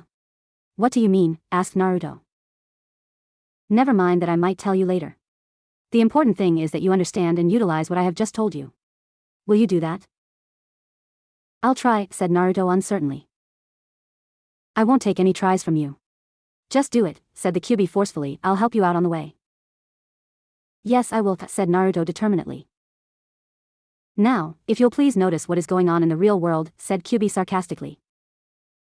Oi! Naruto! Yelled Kisame. After not getting a response for the third time, he finally punched him lightly in the face to try and wake him up. Ow! That hurts, you know. Yelled Naruto. Oh, well, good to have you back, joked Itachi. Get a little freaked out by your first kill, teased Kisame with a grin. No, just Naruto was unsure whether he should tell them about being able to talk with the Kyuubi. Should I tell them about our arrangement? Naruto asked Kyuubi. Yeah, but just say that you can talk to me and nothing more. Just what? Asked Kisame, still grinning. I was just having a conversation with the Kyuubi, said Naruto. Itachi and Kisame were both absolutely shocked. You're telling me that you can with the Kyuubi? Asked Itachi, then added, since we made the deal? No, even before the deal, replied Naruto. I'd say since I met him in person the first time, when Ero Sennin pushed me off a cliff. Ero Sennin, he must mean Jiraiya, thought Itachi. Why would he try to kill his own student? Asked Kisame. He thought that was the quickest way for me to learn to use the Kyuubi's chakra. That's insane. There are dozens of safer ways to learn chakra control, thought Kisame. Yawned man, I'm tired, said Naruto. Can we just go to sleep? Of course, as soon as we dispose of these bodies, said Itachi. They threw the bodies in a hole that Itachi made using an earth jutsu and then went to sleep, Kisame taking the next watch. 9 months later. They were sitting in a restaurant in the water country, celebrating the 1-year anniversary of Naruto's enrollment into the Akatsuki. While eating his meal, Naruto was reminiscing about the last year. The mission Itachi and Kisame had to the waterfall country turned out perfectly, and they were soon assigned another one in the earth country. The last 9 months consisted of constant missions for Itachi and Kisame, during which they traveled through many different countries to finally end up in the water country. Throughout this time, Naruto trained vigorously to build up his taijutsu, ninjutsu, and genjutsu. The Kyuubi kept his word and would teach him some jutsus whenever he felt that Naruto had progressed enough. Since it turned out to be a jutsu every 2 or 3 weeks, Naruto assumed that the Kyuubi had so many that it would take Naruto many years to learn everything. During this time, Naruto also became a lot more attached to his teachers, especially Itachi. They seemed to genuinely care for his well-being, and not just because they were ordered to take care of him. This really showed when they remember his birthday. That day they gave him a day off from training to do whatever, then they took him out to dinner and actually gave him a gift. Naruto was disappointed at first since they gave him a book that seemed to just talk about the human body. However, Itachi explained to Naruto that if he was very well familiar with the human anatomy, then he would be able to defeat his opponents faster. The most surprising thing, for Naruto, was that the Kyuubi also gave him a gift in the form of jutsu. The jutsu turned out to be a summoning contract with the foxes. When Naruto was signing the contract, he noticed that his name was the first and only one on the list. This gave him a certain edge in battle, since no other person would be able to summon the same thing as him, and also because no one probably knew that foxes were available as a summoning. Naruto thanked everyone greatly. For the first time in his life, he felt like he had friends that cared. Naruto even thanked the Kyuubi, but not as much since he didn't want to get soft on the fox. In terms of training, Naruto now knew most of the fire jutsus, except the forbidden ones. He knew several earth jutsus, many that didn't have a type, such as teleportation, special sight jutsus, and enhancement jutsus. He was now starting to learn water jutsus, which is one of the reasons that the trio came to the water country. After reading the human anatomy book, Naruto memorized all the critical points on the body and did special kunai and shuriken training so that he would hit those points. Naruto also learned high-level chakra control, so now he used the exact amount he needed and was also able to hide his chakra completely. Only Itachi, because of the Sharingan, could tell that Naruto had chakra flowing in him. Also during this last year Naruto had changed drastically. No more was he the naive, innocent and loud little boy, now he was calm, collected and very knowledgeable. He learned how to keep his emotions hidden and in check at all times. He no longer joked around, not to say that he lost his sense of humor, he just didn't show it to everyone anymore. Physically Naruto had grown to be only half a head shorter than Itachi, his muscular build was even with Kisame, and his stamina incomparable to either of them. After their meal, which Naruto insisted on paying for because he said that he had to repay his teacher somehow, the three Akatsuki members went back to their hotel. All the way back to the hotel Naruto kept thanking them for everything. Naruto, you can stop thanking us already, laughed Itachi. Yeah, I think we have been thanked more times than anyone in the world, added Kisame. I know, said Naruto enthusiastically, but it's just that you are probably the closest thing I've ever had to family. Oh no, Naruto, your family was a lot better than us, said Itachi. You know about my family? Asked Naruto hopefully.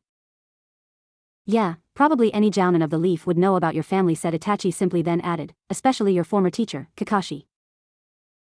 Really? Asked Naruto, could you tell me about them? Wait, you mean you don't know? Itachi's eyes widened a little.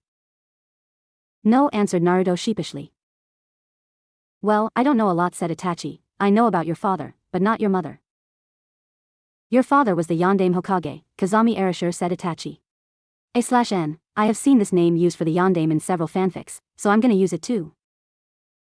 Naruto just stared at Itachi with bugged out eyes and an open mouth. My father was the Yondaime, stuttered Naruto, then he sealed the QB inside me. Why would he do that to me? Your father was a very honorable and noble man, Naruto. If he could make the sacrifice, then there would be no way he would ask some other family in the village, replied Itachi. That's one reason, kid, there is another, but it will be better if I show you my memory later, said the QB sincerely. Why didn't you tell me before, said a now angry Naruto. First of all, would you have believed me, asked the QB. Yes, replied Naruto. You say that now, but right now that information can't be put to any kind of practical use. And if I were to tell you before, back in Konoha, then you wouldn't have believed me, calmly explained the QB, but let's talk about this later, after you go to sleep, we'll talk in person. Alright, agreed Naruto. I can't believe Kakashi or Jiraiya for that matter didn't tell you, continued Itachi. Why those two in particular? Asked Naruto since he noticed Itachi concentrating on them. Simple, Jiraiya trained your father and from what I've heard they were really close. Kakashi was your father's student, Yondaime regarded him as prized pupil and treated him almost like his own son. Who else could know? Asked Naruto, trying very hard to keep his emotions in check. Tsunade, Sandaime for sure, most likely anyone that jounin rank during the battle with the QB, said Itachi. I found out when I was testing out main Sharingan on an experienced Uchiha. To keep his only son in absolute darkness, that horrible, said Kisame, finally joining in the discussion. How did you know? You're from the mist, asked Naruto. Itachi told me, a little while after we started training you, answered Kisame. I didn't say anything because I thought that you knew and it was probably a hard subject for you to talk about. I see, said Naruto with a slight hint of resentment, then after noticing that they registered his tone he added, but thank you for telling me and I'm not mad at you in any way. I just found another reason to hate that village. Itachi nodded, let's call it night, shall we? Yeah, said Naruto, but didn't move. Itachi walked over to Naruto and put his hand on Naruto's shoulder, come on, things will look better after a good night's sleep. Wordlessly they each went to get ready for bed and fell asleep soon after, all except Naruto, who kept thinking about what he just learned. Damn those bastards, they couldn't even tell a simple thing such as who my parents were. Here I am over 14 years old and now I finally find out. Naruto was very angry right now. My teachers, Kakashi and Jiraiya, couldn't tell me. Especially Kakashi, prized pupil of the fourth, my ass. If my father treated him like that, why couldn't he just return the fucking favor? Resentment was now being thrown into the mixing pot of Naruto's emotions. I know why he's just like the rest of them. Not training me because I'm the QB's container. Most of the older shinobi know that I'm the fourth son, but that doesn't seem to matter to them, does it? Oh no, doesn't matter at all, they all see the demon fox, their precious demon fox. Thought Naruto sarcastically. With these kinds of angry and hateful thought, Naruto finally fell asleep. In front of QB's cage. You know, you were right, said Naruto, I wouldn't have believed you while I was in the village. Now it just serves to fuel my anger and hatred and in turn fuel my strength. That's all great, but you've gotta calm yourself a little bit, said the Kyuubi. You're letting those two dangerous emotions take a hold of you. True, said Naruto and tried to relax, then remembered something. Hey, you said that there's a memory you want to show me, said Naruto. Yes, said the Kyuubi as he sent out his chakra towards Naruto. Kyuubi's memory. Naruto was dozens of feet off the ground in a forest. It was the middle of the night and he could see a great fire in the distance. Suddenly to his left he saw a giant toad appear. As the toad got closer, he could see the outline of a man standing on top of it. Naruto's view was changing, he was turning to face this toad. That must be Gamabunta. He suddenly saw a bright light appear from the man and felt himself being pulled towards the man. As he got closer he saw that in the man's arms was a baby. And that must be me, so that man is the fourth my father. Before the was sucked into the boy he heard the man speak, I'm sorry to do this to you my son, but there is no one else that I can trust with this burden. You are my son and I know that you will be strong enough to protect the Leaf Village. I hope you grow up to become a good man and a good shinobi. He then saw himself being pulled into the baby and suddenly everything went dark. Back outside the Kyuubi's cage. That's it, that's the only memory I have of your father, that's the other reason he chose you, and last but not least that's the last of my freedom. Naruto remained silent for a long while trying to sort out everything that he had just learned about his family. Do you know anything about my mother? Asked Naruto. No, said the Kyuubi, if you want information I suggest you find an old Konohanin and beat it out of him. Naruto chuckled at this, but realized that that was probably the only way. Someday I will find out about my late family, Naruto promised himself, but for now I can't risk returning to Konoha. For the next 2.5 years, Naruto traveled around the world with Itachi and some other Akatsuki nin. Kisame had taught him all the water jutsus he knew, or at least all he was willing to teach. Afterwards he was forced to leave and was replaced by another member of the Akatsuki. His new teacher was a cloud nin, named Reiko. Reiko was also a tall man much like Kisame, he had short silver hair that was as spiky as Naruto's and teal eyes. Beneath his Akatsuki cloak he wore a blood-red jacket, underneath which was a blue shirt. He wore dark blue pants that came down to cover half of his shins, but his tall black boots covered anything his pants didn't. Reiko taught him electric jutsus, for which Naruto seemed to have a natural affinity. After Reiko was done with him, Naruto could infuse almost all of his jutsus with electricity. It turned out that the Kyuubi knew several very high-level Raiton Kinjutsus that it taught him. After Reiko came a grass nin, named Mia. Mia was about as tall as Itachi, she had long dark green hair and emerald eyes, A/N, sound familiar? Also they all wear the Akatsuki cloak so I won't mention it anymore. She wore a black jacket that had the right sleeve torn off and her right arm was bandaged. Under the jacket she never took off her jacket. She wore green and brown camouflage pants and black shoes. Mia specialized in poisons, but also taught Naruto how to summon vines that could hold your opponents and or transmit poisons, or you could just wrap up your opponent in these vines and they would crush him or her. It turned out that because of the Kyuubi, Naruto had a natural resistance to poison. This meant that poison would either not affect him at all or the effects would be weakened by a lot. This gave Naruto a serious upper hand, since he didn't have to worry about staying out of the way of his own poison. During his training Naruto managed to befriend every single one of his teachers. His relationship with Itachi also grew to a point where they could share anything with each other. A/N, for those of you sick people out there, and no, it was not a sexual relationship. Naruto told him about his life early in the Leaf, about the people or rather person that he could still consider a friend there. He also told him about Sasuke and his attempt to gain power from Orochimaru. Itachi in turn told Naruto about his earlier life and also explained the events that led up to the Uchiha massacre and why he left Sasuke alive. A/N, no, I won't elaborate. All in all, Naruto saw him as an older brother that he never had and occasionally would address him as Itachi Oniai-chan, but only in private. It was after his training with Mia was done that Kisame came back and told them that they had a mission. This was to be Naruto's first mission for the Akatsuki. I will elaborate on the details later, said Kisame, but now we need to move out. Where are we going? Asked Naruto. To the Hidden Stone Village, replied Kisame. We have a mission in the Hidden Stone Village, said Kisame.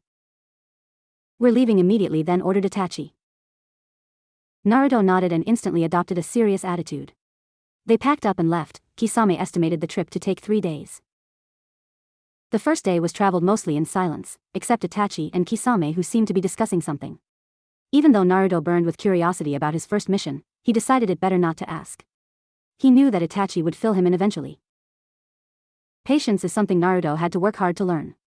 While he did learn to be reserved, calm, cold and calculating from Itachi and Kisame, patience was different. To sit quietly for hours on end in ambush or espionage was not something Naruto had been very good at. Itachi and Kisame were the middle of two extremes. They wouldn't mind to sit in ambush, but they wouldn't do it for very long. If it wasn't working they would rather go find the enemy and openly attack them. Reiko was the type of person that didn't like to wait at all. He wouldn't wait to see what his opponent had in store for him. Better to strike first and kill your opponent before he can do anything to you, he would say. But never rush in blindly, and never show off anything high level. Limitations and regulations, they seem to always follow you around. No such thing as freedom. That was one of the reasons Naruto ultimately developed his own fighting style, to not take orders from anyone. Advice is fine, but orders reminded him too much of Konoha. Mia, she was the exact opposite of Reiko. She could sit in ambush for days, annoyed the hell out of Naruto. But did ultimately teach him to be patient. Actually, it was either that or she would beat him up. It's really your choice, either you exert self-control or I force you to exert self-control. However, the force part was more like punishment, and she always seemed to know exactly how and when to exact revenge. Paralysis jutsus at the most uncomfortable moments, like paralyzing his jaw muscles right before dinner. Sadistic bitch was a common nickname Naruto used in the beginning. She wouldn't even get the slightest bit angry and would sometimes smile and thank him for the compliment. Naruto later found out that she was kind of like Itachi, in the sense that right before leaving she left the village a little present. She effectively poisoned their water supply, not to kill them, no, rather to make sure every single person stayed in bed for at least 2 weeks. Of course the ones with the weaker immune system would die, but hey, survival of the fittest, right? Anyway, she justified it saying that she needed a little head start. Unlike all his other teachers, Mia didn't start easy on him. She instantly jumped into advanced training. So training sessions such as ambushing Anbu and or Huninin was a common practice for her, and she would always have Naruto do the fighting alone. She would help him, of course, if he was going to die, but otherwise it seemed like she could care less. Nowadays Naruto thanks her for that, since missing Nin can't be taught to rely on teammates. She really prepared him for the harsh reality of the real world. It seemed, to Naruto, that most of the members of the Akatsuki were on good terms with each other. The motto seemed to be considerate with friends, ruthless with enemies. Naruto didn't mind that at all. He considered Itachi, Kisame, Reiko, and Mia to be friends, and most everyone else would then be an enemy. He had long ago forgotten about his former comrades and so-called friends from the Leaf. He saw one of them once. Iruka-sensei was what he used to call him. It was in a small town in the waterfall country. Naruto was on a one-day vacation and was wandering about the business district aimlessly. He saw him in a bar arguing with the bartender about something. There was a team of genin waiting impatiently outside, muttering something about sensei taking too long. Naruto's curiosity piqued. He hadn't seen anyone from his past since he left and wondered if maybe they were gathering info about him. He followed him for a little while, hoping to hear about what's happened since he left. Instinctively he started making mental notes about each person in the group, assessing their strengths and weaknesses. He wanted to stop himself, but realized that if they were searching for him that this would be valuable information. What would he do if that was the case? Well, that one's easy, he'd kill them. Sorry sensei, Naruto thought in a cold tone, but I can't have anyone knowing anything about me. Other than that, he didn't have any run-ins with people from the past. Sure, there were the occasional Leaf Anbu and or Huninin that he would kill as practice, but that was so routine he didn't even flinch. He remembered that after one of their training sessions, Itachi asked him from which village the ninjas were from, and after thinking for a little while Naruto found that he couldn't come up with an answer. He had just killed them and disposed of the bodies like routine work. Itachi didn't reply to that in any way. It was his usual open your eyes to something and then leave you to figure out what it all means by yourself. On one hand, it scared Naruto that he could just kill people so easily. But on the other hand, Naruto figured that as long as they weren't important to him it didn't really matter. Suddenly Itachi's voice snapped Naruto out of his reminiscing. We're going to camp here for the night. Night already, huh? Thought Naruto. That's just how his mind worked. Replacement. If you can't think of one thing, then make yourself think of something else. A sort of mind kawarimi no jutsu, if you will. Naruto chuckled slightly. As usual, dinner, as any other meal, was eaten in silence. This was a practice they observed because they found that ambushes usually came when you were peacefully eating and seemingly unaware of the surrounding world. After dinner they were finally able to discuss the import business. Itachi's voice broke the silence. Naruto, it's time you knew what this mission consists of. Naruto turned his head and listened intently. First of all, we have to sneak into the hidden stone, which shouldn't be too difficult. Second, we have to locate the Katuji estate, and get in there without alerting the stone Anbu. Third, the actual orders, we have to kill the Katuji clan members, said Itachi in a cold tone. There's something special about this clan, isn't there? Asked Naruto. Yes, they are of an advanced bloodline, replied Itachi. Naruto's eyebrow lifted slightly. What kind of advanced bloodline? Asked Naruto cautiously. They have the ability to create golems out of stone, dirt, mud, anything that is part of the earth, said Kisame. Don't worry, Naruto, said Itachi, all that's left of this clan is just a father and son. You will fight with the kid and Kisame and I will fight the head of the clan. Naruto nodded in agreement, not that he could change their decision even if he had disagreed. Well, this would certainly prove to be an interesting battle and he had 2 days to plan for it. The golems would most likely be like his chakra-reinforced Kagebushin. I wonder how agile they will be. Since that would ultimately determine who he goes for first, the golems or the real enemy. A few things are already certain about the golems. Lightning is no good, poison is no good, wind is worth a try, water would probably be good, earth fighting earth doesn't seem productive, and fire is also worth a try. Now for the boy. If he has other things do his biting, then he might be weak in taijutsu. Ninjutsu will just have to see, and same for genjutsu. That's the thing about chakra using techniques, you can't tell how good a person is with them until you either observe them fighting or fight them yourself. Since the former was definitely out, Naruto would have to find out the hard way. Perhaps take a few hits, make himself look weak, all the while working on a counterattack. 2 days later. They stood in front of large metal gates with the stone symbol carved into them. This was it, the point of no return. Once inside they would have to complete the mission. However, the trio was unfazed, they simply kept walking forward with absolute confidence.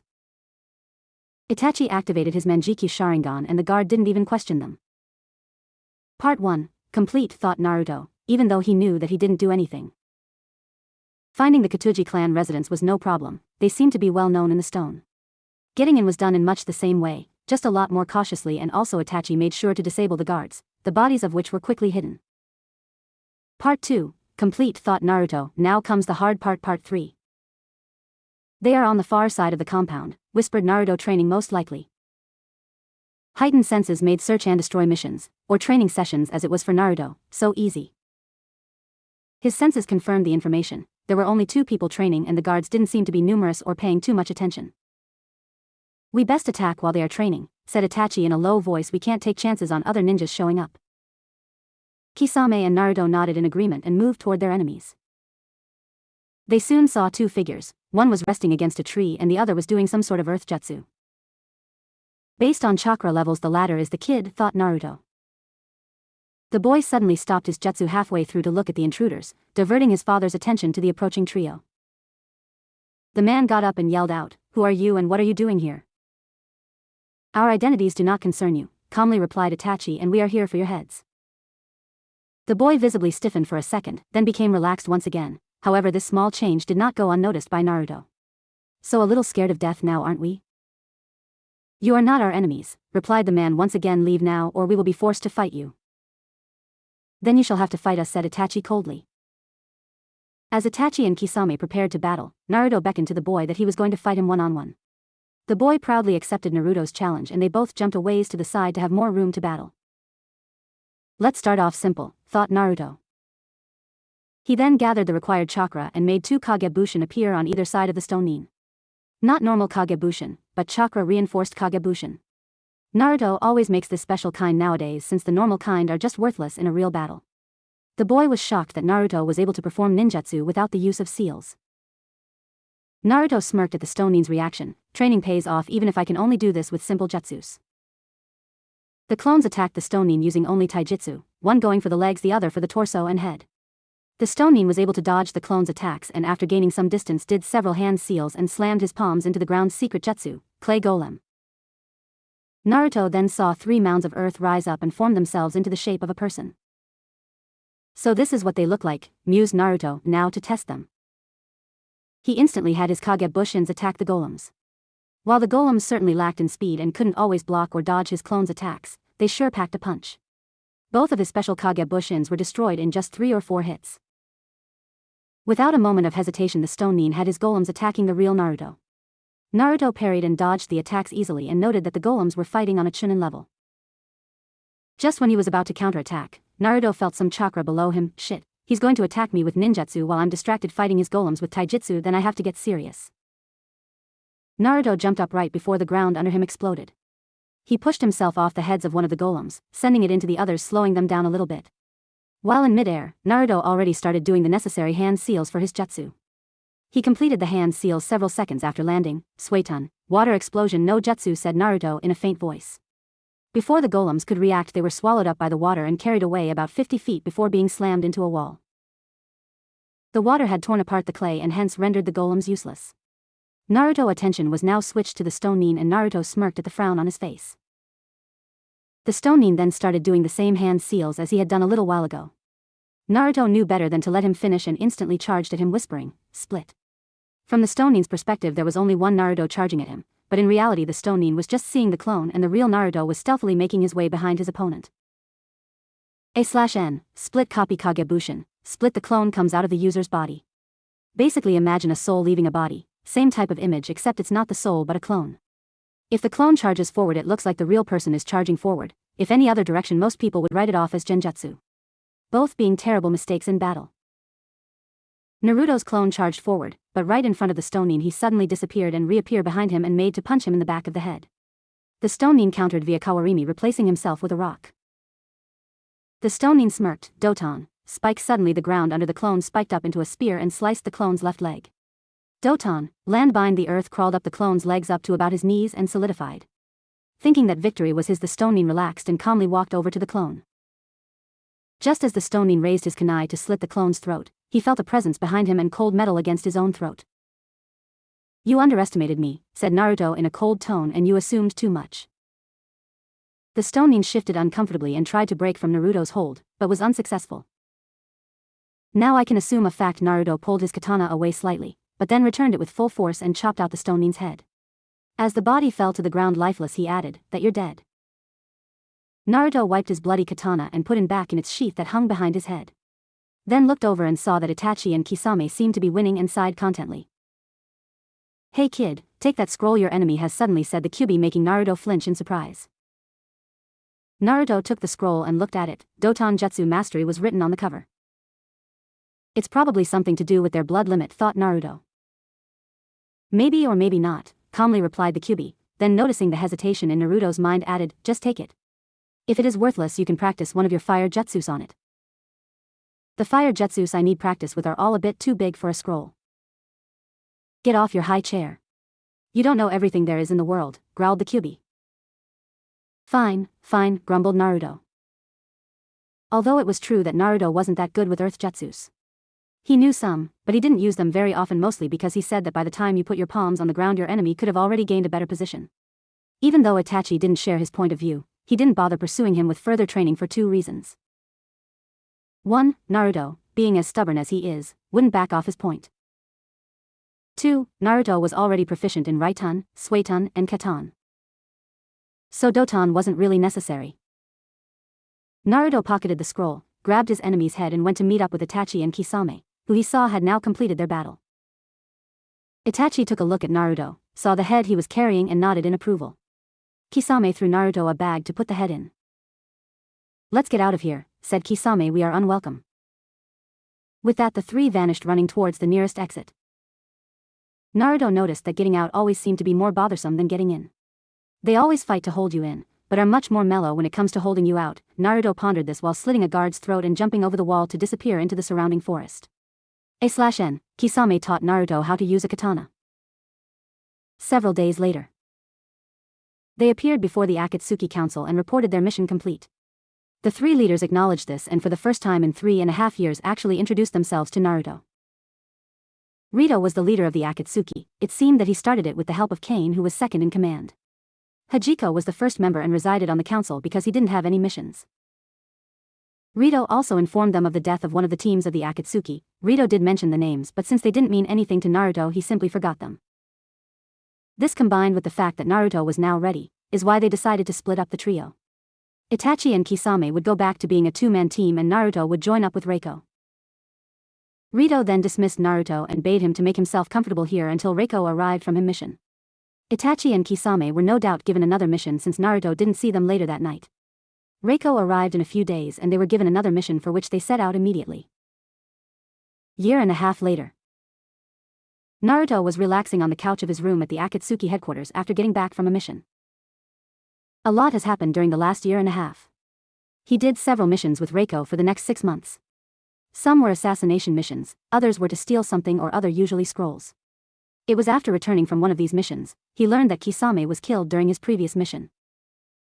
The teams were rearranged once again and Naruto was back with Itachi as a teammate. Naruto mourned the loss of one of his dear friends, but did not let it get in the way of his job. He asked Itachi for the details many times, but Itachi either turned him down or managed to change the subject. Naruto finally gave up, hoping that one day Itachi would tell him, but until Naruto would give him his space. More missions followed, although the missions didn't seem to have any sort of logic to them.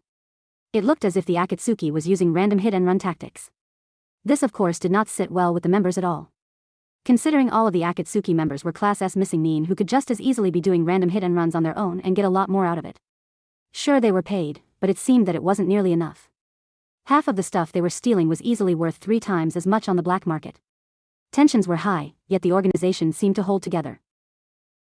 Naruto didn't care about this much, knowing that if there was a split he would follow Itachi.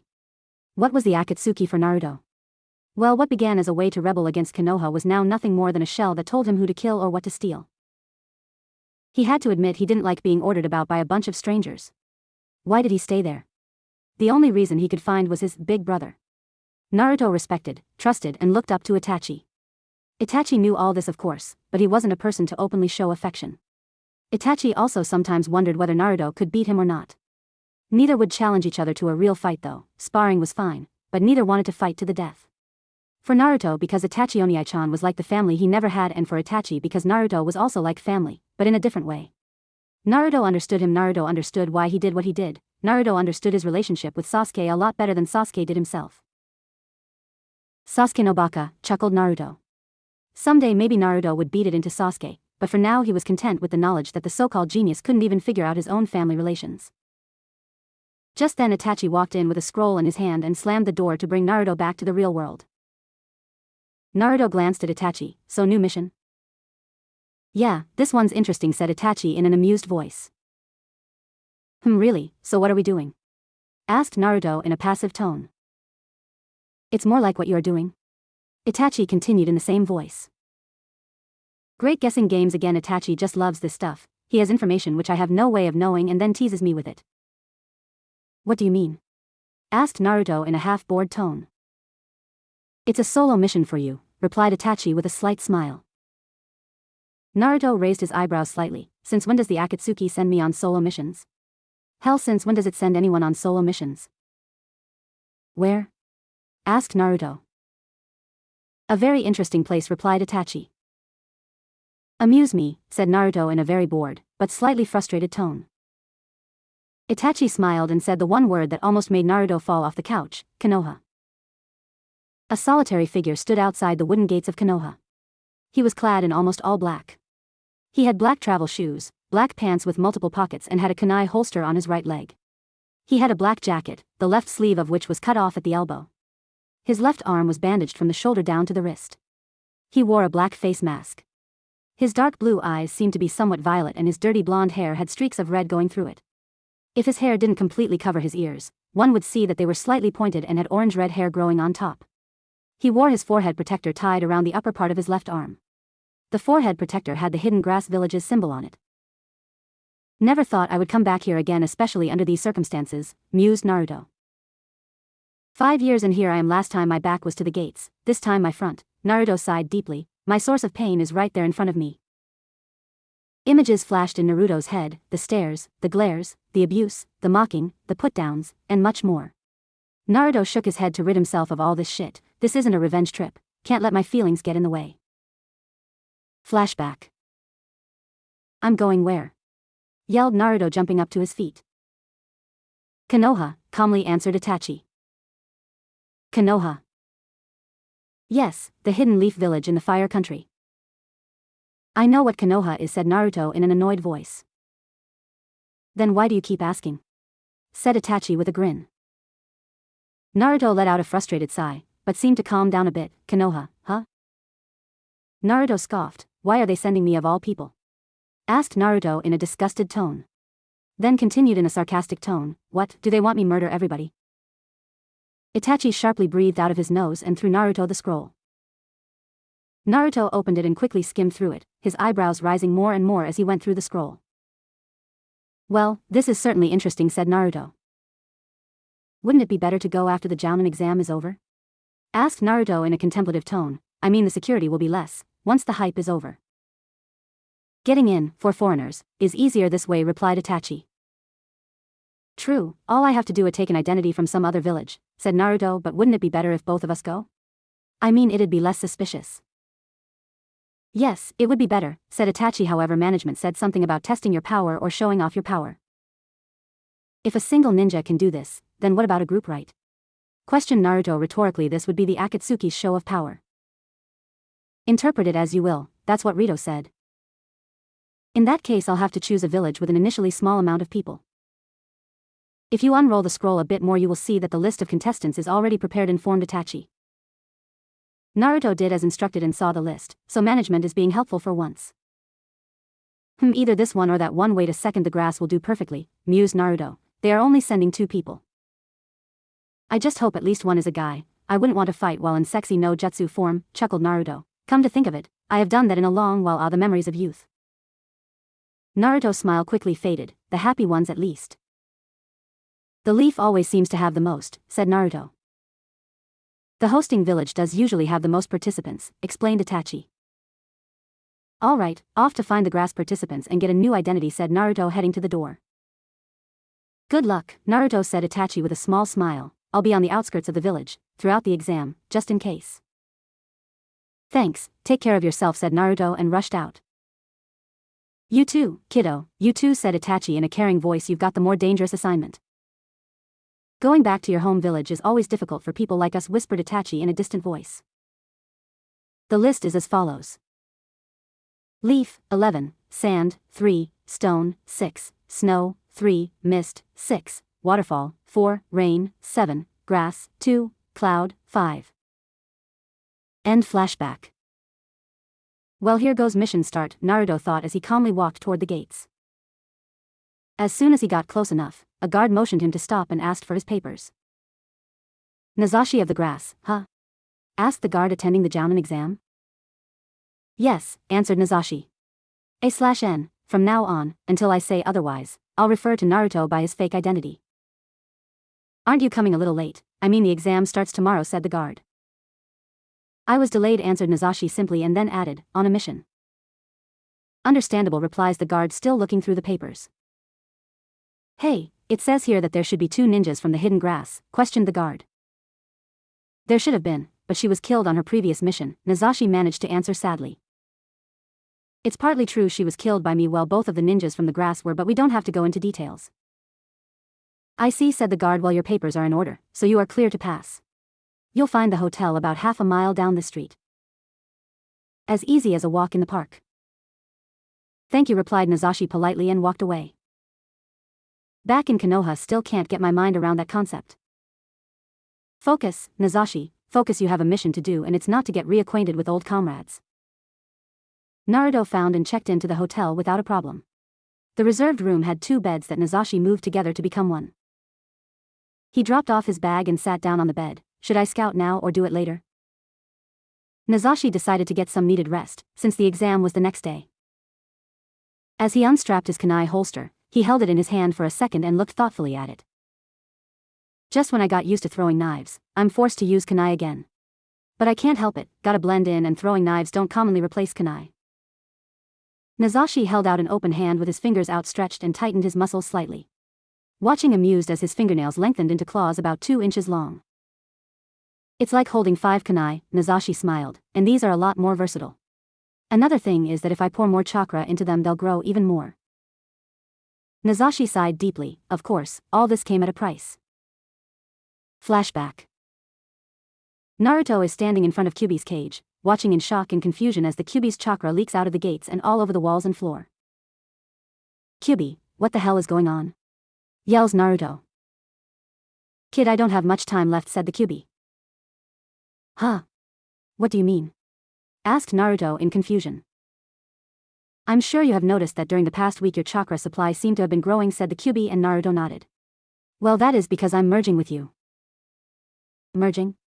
What will be the effects of this and what's going to happen to you? Your body will probably have some physical changes and perhaps psychological.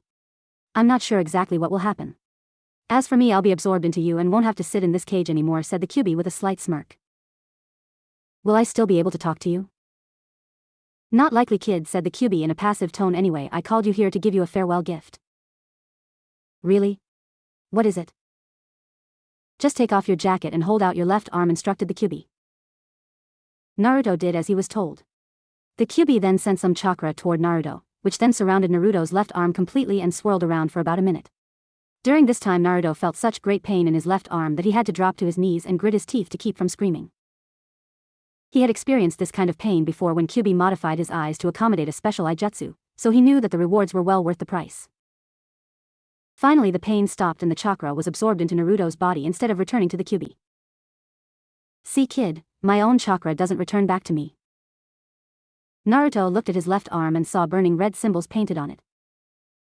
It's a tattoo, kid. The glowing red will soon cool down to black. Tattoo? What kind of tattoo? Asked Naruto, looking at his arm from all different sides. A summoning contract tattoo, said the Kyuubi with an evil smile. The tattoo consisted of a fox's head drawn on the biceps. From the fox's chin, a goatee in the form of a tail extended down from the inside of the elbow all the way down to the wrist and was in the form of a helix. The fox's head also had 8 whiskers, 4 on each side, which snaked around Naruto's arm and the helix, in an intricate design to meet at one point in the middle of the wrist. A/N, this contract will be explained later when Naruto uses it.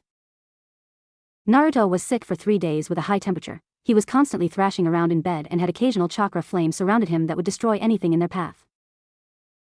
When he finally woke up, he found that he grew about a foot, his muscle mass almost doubled, his eyes, ears and hair had changed, his whisker marks were thicker, he had 2 very sharp fangs that could easily break bones, and of course he had the tattoo that the Kyuubi had given him.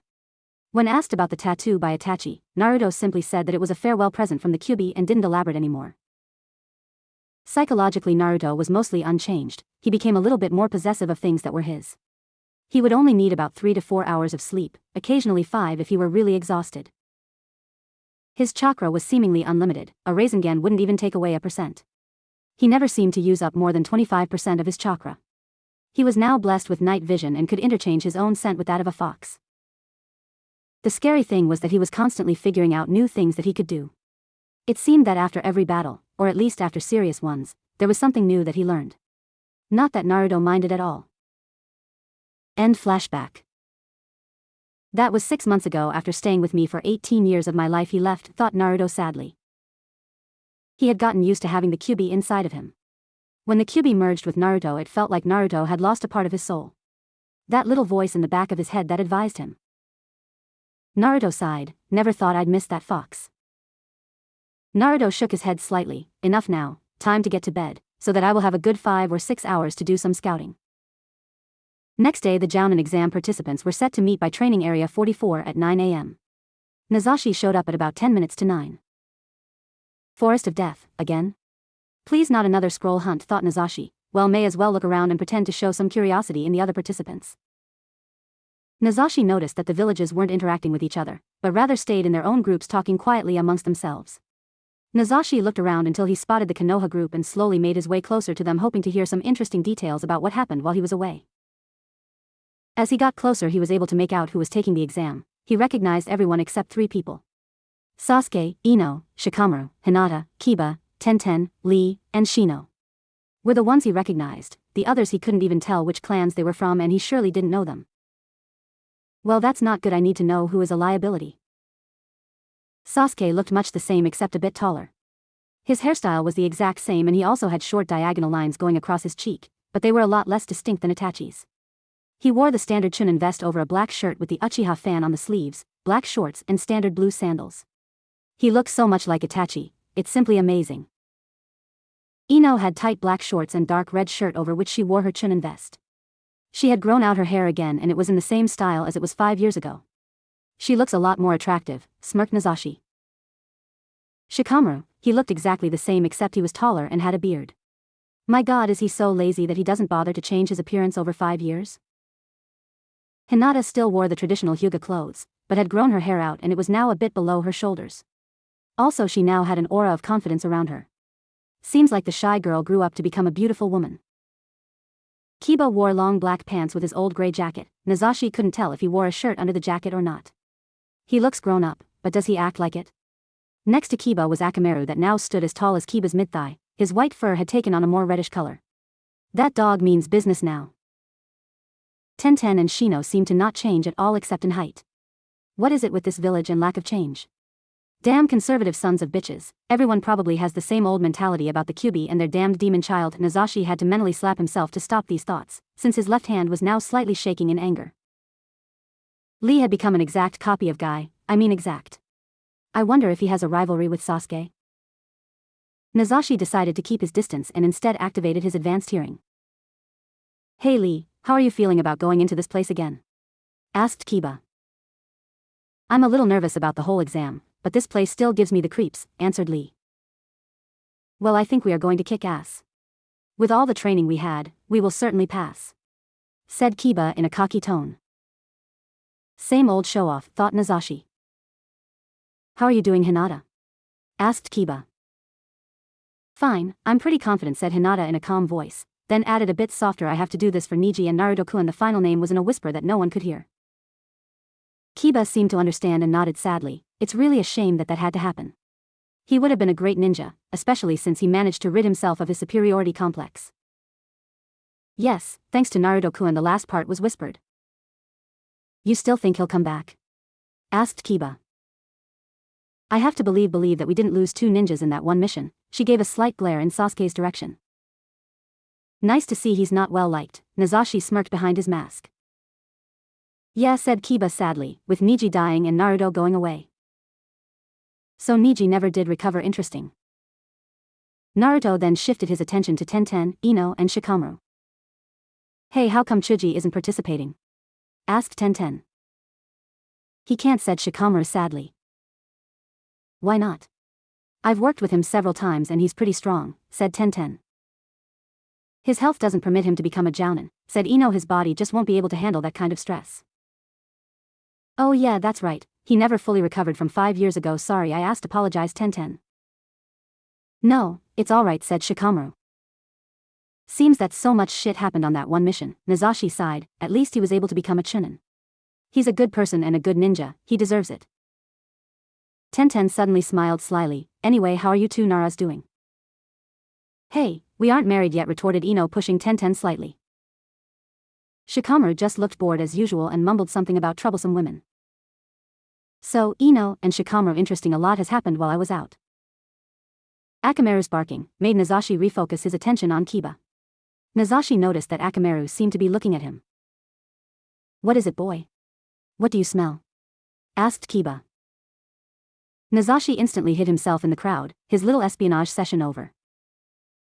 What, you smell a fox? The grass neen is suspicious? Kiba repeated what Akamaru said. Shit, maybe changing my scent to a fox's wasn't such a good idea. I forgot foxes are taboo in Konoha. Gotta be careful not summon one here. Just then the examiner for the test appeared in Storm of Leaves. He was dressed in regular jounin clothes with his forehead protector on his head, except it was tilted down to cover his left eye. A/N, if you don't know who this is, reread the whole manga. Out of all the possibilities it had to him. Seems I'm gonna have no luck here. Nazashi's right arm shook in anger at the sight of his former teacher. Oh, how I hope to go up against his prized student. I wonder how good Sasuke is with the Sharingan and whether or not he has Manjikyu. Welcome everybody, to the jounin exam. My name is Hatake Kakashi. Now for the first part of the exam, you will each get a scroll with a special number on it, explained Kakashi. Oh god, not again, thought a bored Nazashi. For the next 5 days you will be living in there, said Kakashi pointing behind him, the Forest of Death. Some of the chunins cringed slightly at the name, but most didn't seem to care. Now try not to lose your scroll, since in your hands it is worth 3 points. In anyone else's hands it is worth 1 point. To pass this part you have to have at least 4 points by the end of 5 days. So each person has to fight at least one other person. Easy enough. You will not be allowed to leave the forest for the next 5 days. A and BU will be posted right outside to make sure of that. Anyone who leaves will instantly be disqualified. At the end of the 5-day time period you are to report to the tower in the middle of the forest. The tower's doors will open only after the 5-day period is up, explained Kakashi. Any questions? No one said anything and Kakashi told everyone that the exam would begin in 1 hour. As Nazashi went to the stand to take his scroll, he overheard the conversation between Kakashi and Kurinai. I'm surprised you were on time, said Kurinai. Kakashi put his hand on the back of his head. Well, you see, the Hokage threatened some horrible things if I were late. Really? Like what? asked Kurinai. She said she would personally come into my house and burn all the Come Paradise books I owned, answered Kakashi. Kurinai's eyebrow twitched a couple of times before she finally socked him in the face, then just turned around and walked away from him, mumbling something about perverts. And some things never change. 1 hour later. Nazashi was jumping through the forest looking for Kiba, when he suddenly smelled 3 ninjas in front of him. It's those 3-leaf nin that I don't know. Nazashi instantly created a Kagebushin and sent it to explore on the ground, while the real Nazashi followed in the trees. The clone ran into the clearing to find that no one was there. Suddenly it noticed that several shuriken were flying at him. It dodged them rather easily, but was kicked in the stomach by someone and sent flying into a tree. The 3-leaf nin then jumped down from their hiding places and started moving towards the fallen clone. What idiots, thought Nazashi with a small sigh. Nazashi waited until the 3 ninjas were right next to his clone and then finally jumped down, performing hand seals in midair. He landed with absolute silence, whispered Katon, Karyu Enden, brought his fingers to his mouth and breathed out fire. The ninjas barely had time to turn their heads around when the fire upon them. They screamed as the flames consumed them. Once the jutsu was done, Nazashi looked the burned corpses of 3 ninjas. Idiots gathering like that over a clone, PSH rookies. Nazashi searched them and found the scrolls were unharmed. Seems they are smarter this time and actually put a barrier jutsu on the scroll. Thank you, said Nazashi to the corpses as he pocketed the scrolls and ran off to find Kiba. Kiba was walking through a small clearing with Akamaru at his side. Suddenly Akamaru turned his head and growled. What is it, Akamaru? Asked Kiba, looking around. Akamaru barked. That fox smell again, huh? Kiba contemplated, then yelled out, come out and fight like a man. Nazashi chuckled and walked out into the clearing. Hello, Kiba. How the hell do you know my name? Yelled Kiba. Don't recognize? Said Nazashi in a flat tone. That's too bad. Nazashi tilted his head to the side and asked, how about now? What the hell, thought a bewildered Kiba, his scent just changed. That's impossible, yet it's somehow familiar. Don't remember? Nazashi continued in the flat tone. Seems your memory isn't that good, Kiba. My memory, wait a second, chills ran down Kiba's spine. Could it be? Could it be who? Continued Nazashi. Naruto? Asked Kiba uncertainly. Yes, Kiba, long time no see. Nazashi's tone was beginning to unnerve Kiba. Also the fact that Nazashi's eyes were completely cold made Kiba shiver a little bit, but he didn't pay attention to it. So you've finally returned? Asked Kiba in a happy tone. So good to have you back. Nazashi couldn't help but smirk under his mask. He's relaxing, his defenses are falling. Thank you, Kiba, you're making this a lot easier. For as long as I'm back, countered Nazashi. What do you mean by that? Said Kiba with a hint of confusion in his voice. Let's just say I'm not planning to stay for long, answered Nazashi in a sly tone. You've joined another village, haven't you? Asked Kiba, motioning to the forehead protector on Nazashi's arm. Oh, this is borrowed, in the interest of getting into Konoha. Borrowed? Asked Kiba, slowly raising his defenses once again. Then why are you here? Then as an afterthought added, to get the Jounin title, right? Thank you, Kiba, you kept your defenses down just long enough for me to set everything up. It's not about the title, it's about the skill, replied Nazashi in a cold tone. Nazashi's heightened senses told him that they were completely alone, so he didn't mind disclosing this information to Kiba. And I'm not here on behalf of any village, but I am here on behalf of an organization, said Nazashi slyly. Organization? What the hell could he mean by that? But by the looks of it he expects me to know, Kiba mused thoughtfully. Hokage-sama mentioned something about an organization some time ago. Wait, if I remember correctly, she said that organization had been looking for Naruto, but no way. Nazashi noted Kiba's eyes flash in confused realization and said, yes, Kiba, it is the one you are thinking of. The fear was clearly written on Kiba's face for several seconds before he finally composed himself, and that fear turned to anger. You betrayed the leaf. Growled Kiba and Akamaru. Nazashi laughed slightly. What's the matter, Kiba? Didn't expect me to be an enemy? I'm gonna kill you. Yelled Kiba. You will die a traitor's death. There he goes again, telling me his goal, and it looks like he's blinded by emotion. Betrayal, if I'm not mistaken. You're making this too easy, Kiba. Beast effect Ninpu, yelled Kiba. Beast human Bushin. Kiba grew claws and Akamaru transformed into Kiba. Piercing Fang, yelled Kiba. as he and Akamaru spun about their center wildly and headed straight for Nazashi. This old technique? How do you expect to win against me using something I have already seen? Thought Nazashi in a bored tone. Nazashi merely placed his hands in the chakra summoning position. Raitun, electric wall no jutsu, he whispered. Suddenly the outlines of a chain-linked fence made up of electricity became visible right in front of Kiba. Kiba saw it, but could not bring himself or Akamaru to stop in time and forcefully collided with the wall. As the electric current made its way into Kiba's body, he screamed as his muscles were being burned. Akamaru was forced to return to his original state and also whimpered and howled in pain. Nazashi smirked. Thank you, Kiba, you lowered your defenses just enough for me to be able to set this up. Otherwise I would have had to go through a lot more hand seals. At that point the wall seemed to collapse, but did not fade, rather it became more like a net through which the electricity was still circulating.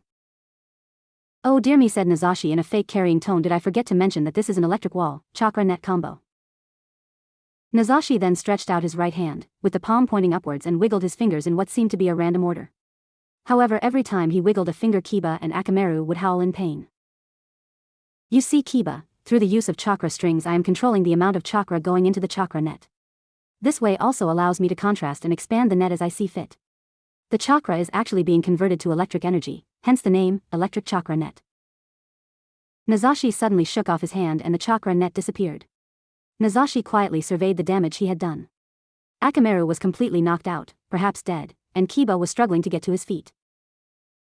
Sighed Nazashi, enough is enough, Kiba, time to end this, said Nazashi in a cold, bored tone. Suddenly Kiba felt pain in his back and chest. He looked down and his eyes widened in horror. A clawed hand completely covered in blood was sticking out of his chest.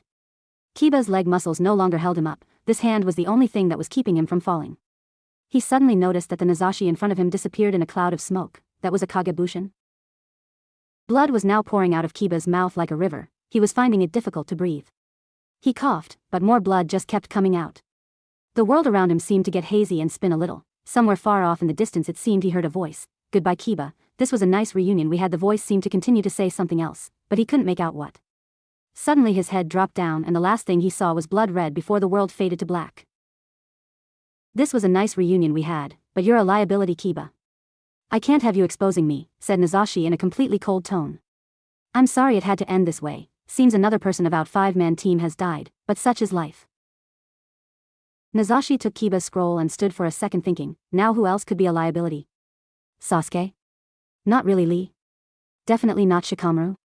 A potential, he'll pick up on clues easily enough. Shino? Probably not Hinata. Also probably not Tenten. Nope, Ino. With her mind jutsus and all, a potential. Nazashi then ran off on a random course through the forest hoping to meet up with Shikamaru or Ino. Ino was running through the forest when she suddenly spotted someone out of the corner of her eye. She slowed down and quietly crept up to see who it was. There she saw the grass nin seemingly sleeping with his back against a tree. A smile slowly crept its way to her lips. Perfect, I'll just use my mind-body switch jutsu and take his scroll. Ino positioned her hands in that special seal and said, Shintenshin no jutsu. Instantly Ino's body went limp, while Nazashi's body began moving. Ino/Nazashi stood up, took his scroll out, walked over to Ino's body and put it in her pouch. Ino/Nazashi then went back to where he was before and Ino then released her jutsu. Ino woke up in her own body, checked to make sure she had the scroll, and smiled a little bit. Good, I got a scroll. Now I have to keep it for the next 5 days. I better find Shikaku. However, Ino was unable to finish her musing, because she felt her right arm being painfully twisted behind her back and felt cold steel graze her neck. Cried Ino and struggled against her captor. Calm down, Ino-chan, said a cold voice behind her. Wouldn't want Shikaku to mourn you now, would you? Ino froze. How did you know my name? Nobody seems to recognize me after 5 years, continued the voice. I suppose that's a good thing though considering the circumstances. 5 years. Ino then saw the body that she had occupied vanish in a push of smoke. A Kagebushin, no way. Naruto, is that you? Asked Ino in a shaky voice. Guilty as charged, answered Nazashi in a slightly amused voice. However, it's Nazashi now, or at least for now. Ino hesitantly reached for the scroll she had just stolen only to find the pocket completely empty. No, Ino-chan, that scroll was a fake. Did you really think someone would just fall asleep like that? You have my scroll, now let me go, Ino whimpered. Yes, but you know who I am, said Nazashi. I won't tell anyone, I promise, Ino whimpered in pain. Nazashi immediately noticed this. Am I hurting you, Ino-chan? Could you just relax the grip you have on my arm? Asked Ino. Then you would have a higher chance to escape, replied Nazashi in a flat tone, and I don't see why I should have to chase you, if I already have a tight hold. Release me, commanded Ino, or I'll scream and then more people will come and your identity will be found out. Nazashi's cold laughter sent a chill down Ino's spine. You scream and I'll shove this kunai straight through your voice box, said Nazashi in a cold voice after abruptly ending his laughter. Ino trembled visibly. And another thing, Ino-chan, there's nobody around us in a half-mile radius, Nazashi stated simply. What do you want with me? Asked Ino. Getting down to business, are we? Said Nazashi as more of a statement. Well, if you must know, Nazashi then leaned in and whispered into Ino's ear, I consider you a liability. LL liability? Questioned Ino uncertainly. Yes, a liability. A liability that a missing nin like myself doesn't need. Are you going to kill me? Asked Ino in a surprisingly calm tone. I like you, Ino-chan, said Nazashi while running a finger through her hair. You gave me a much better welcome than Kiba, said Nazashi instead of an answer. You've met Kiba? Yes, and you will meet him soon too, stated Nazashi in an amused cold tone. However, since you're so much nicer, you will go there more quickly and easily. Nazashi's head shifted slightly and Ino could hear sharp, short inhaling noises. It seems we are out of time, stated Nazashi. So, sorry that we have to cut this joyous reunion short. I would have loved to stay and chat about old times, but I must leave now, said Nazashi and brought the kunai closer to Ino's throat. Nazashi then leaned in and whispered softly into Ino's ear, Goodbye, Ino-chan, don't worry, if circumstances permit I'll be sure to tell Shikakun that you loved him very much. Ino's body shook and several teardrops fell out of her eyes. Shikakun, why does it have to end like this? And with that, Nazashi dug his kunai into one side of her throat and pulled it all the way to the other side. Too bad it had to end this way, Ino-chan, but my mission comes first, said Nazashi while gently placing Ino's body on the ground. Poor Shikakun, he was always nice to me, and I go and do something like this, I may as well. Nazashi took out a piece of paper, wrote something quickly in Ino's blood and put it in her vest pocket. He then stood up, did a few quick hand seals and disappeared. Standing on top of the tallest tree in the vicinity, Nazashi surveyed his position in the forest. Just my horrible accursed luck, I'm on the far edge of the forest, directly opposite of the place I have to scout. Nazashi looked once more at the scenery, memorizing the approximate path that he would have to take. Since he wanted to avoid the tower, he would have to go on a slight detour. No real problem, about 20 kilometers so at non-suspicious speeds that would take me about 2 or 3 hours, 1.5 if I don't encounter resistance. 6 hours later.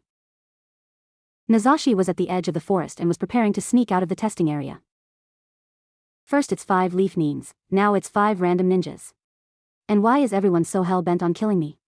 I would have just pounded the crap out some of them, but no, they give me shit like I'm not going to give up until I die and many other variations. Then when I do kill them, fear is the dominating emotion clearly written in their eyes.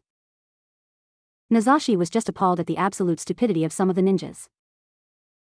Why is everyone so stupid? I know I'm good at hiding my chakra and erasing my presence, but this is sad. How hard is it to understand that I always move in doubles, my clone is in front and I'm slightly lagging behind. God, the QB was right, stupid, arrogant and ignorant humans never thought I would actually believe him. Nazashi now considered himself more like a half-demon or something, but absolute not a regular human. He had just finished bandaging his right forearm, which was damaged by a wind attack, and was now swapping his grass forehead protector for his old leaf forehead protector. Who would have thought that I actually would need this someday? Now let's see, the guards are only posted at the fence, so I'll just use Shadow Step and teleport myself up to its maximum of 500 yards. Nazashi started doing the hand seals, but suddenly stopped when he remembered a little detail. I can't go like this, I'll need to change my appearance. Nazashi smirked and laughed slightly. Seems I only used this jutsu in the leaf. Henge, Nazashi whispered and transformed into his girl form. Sexy no jutsu with clothes this time around, now Shadow Step and I can go scouting after dinner. 5 days later. Most of survivors had already made it into the building and the examiners were going to close the doors, when they felt a slight chakra signature heading toward the tower. Nazashi was the last person to enter the tower. He would have forgotten about the exam, if he hadn't reached into his pocket and pulled out one of the scrolls. In his hurry he almost forgot to switch back his forehead protectors. Once inside, Nazashi walked up to a jounin sitting behind a desk that was covered in scrolls.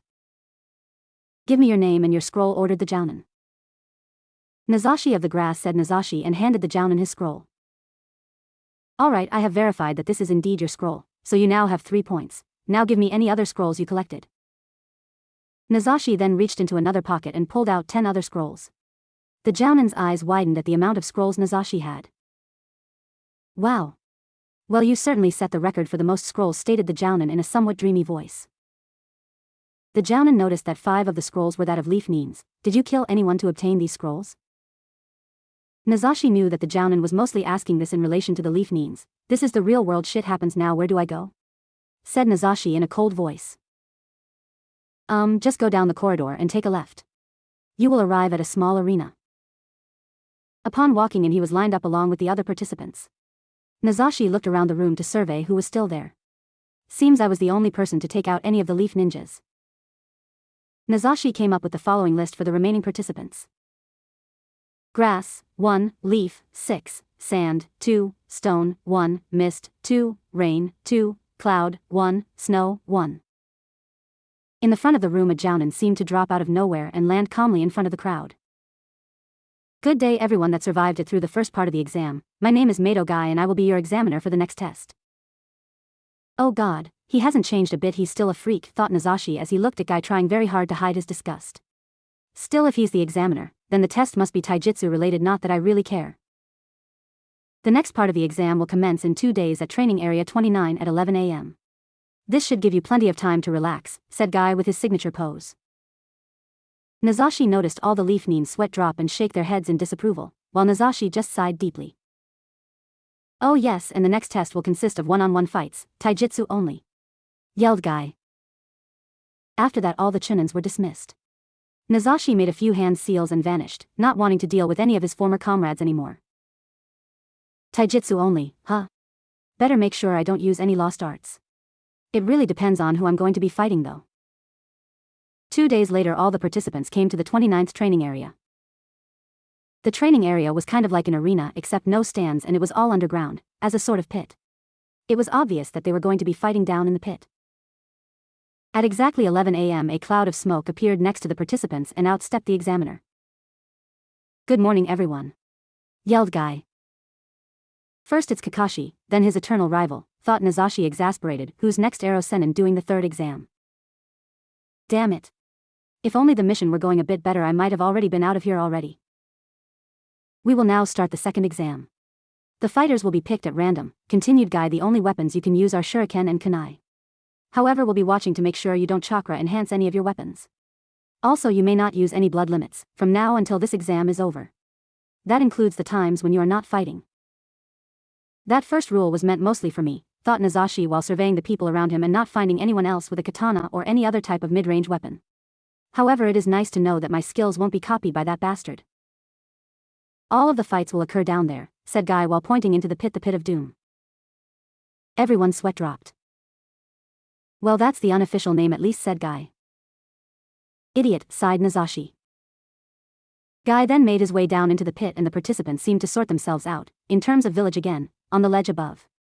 Nazashi found himself standing on the far side away from the Leaf Nin, closer to the Cloud and Snow Ninjas.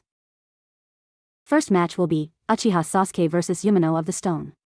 A/N, I don't want to introduce OCs that will probably never be used again, so I'll just BS a name and say which village they are from. Sasuke and the Stonin jumped down to the floor and stood facing each other. Begin. Yelled Guy. Sasuke instantly pulled out 3 shuriken and threw them at the Stone Nin, who threw his own to counter. The shuriken collided in mid-air and fell to the ground. The fighters at this time had already launched themselves at each other and were fighting a kunai battle. Sasuke tried to punch and kick at the same time, only to have the Stone Nin easily counter. Nazashi stifled a yawn. Geez, it's an elementary battle. I know they are testing each other, but this is pathetic. How can Chunin be testing each other on a genin level? Losing a little interest in the fight, Nazashi threw his attention over to the remaining Leaf Nin. This is so troublesome. Even if blood limits can't be used, the Hyuga have a definite advantage over everyone, and I kind of feel sorry for anyone that has to face Lee, said Shikamaru annoyed. Yeah, that's true, and anyone who fights Lee is sure to lose, replied Tenten.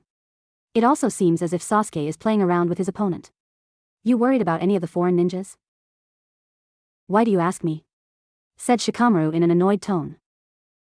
Because you're the genius and probably already know who to watch out for, replied Tenten in an amused voice.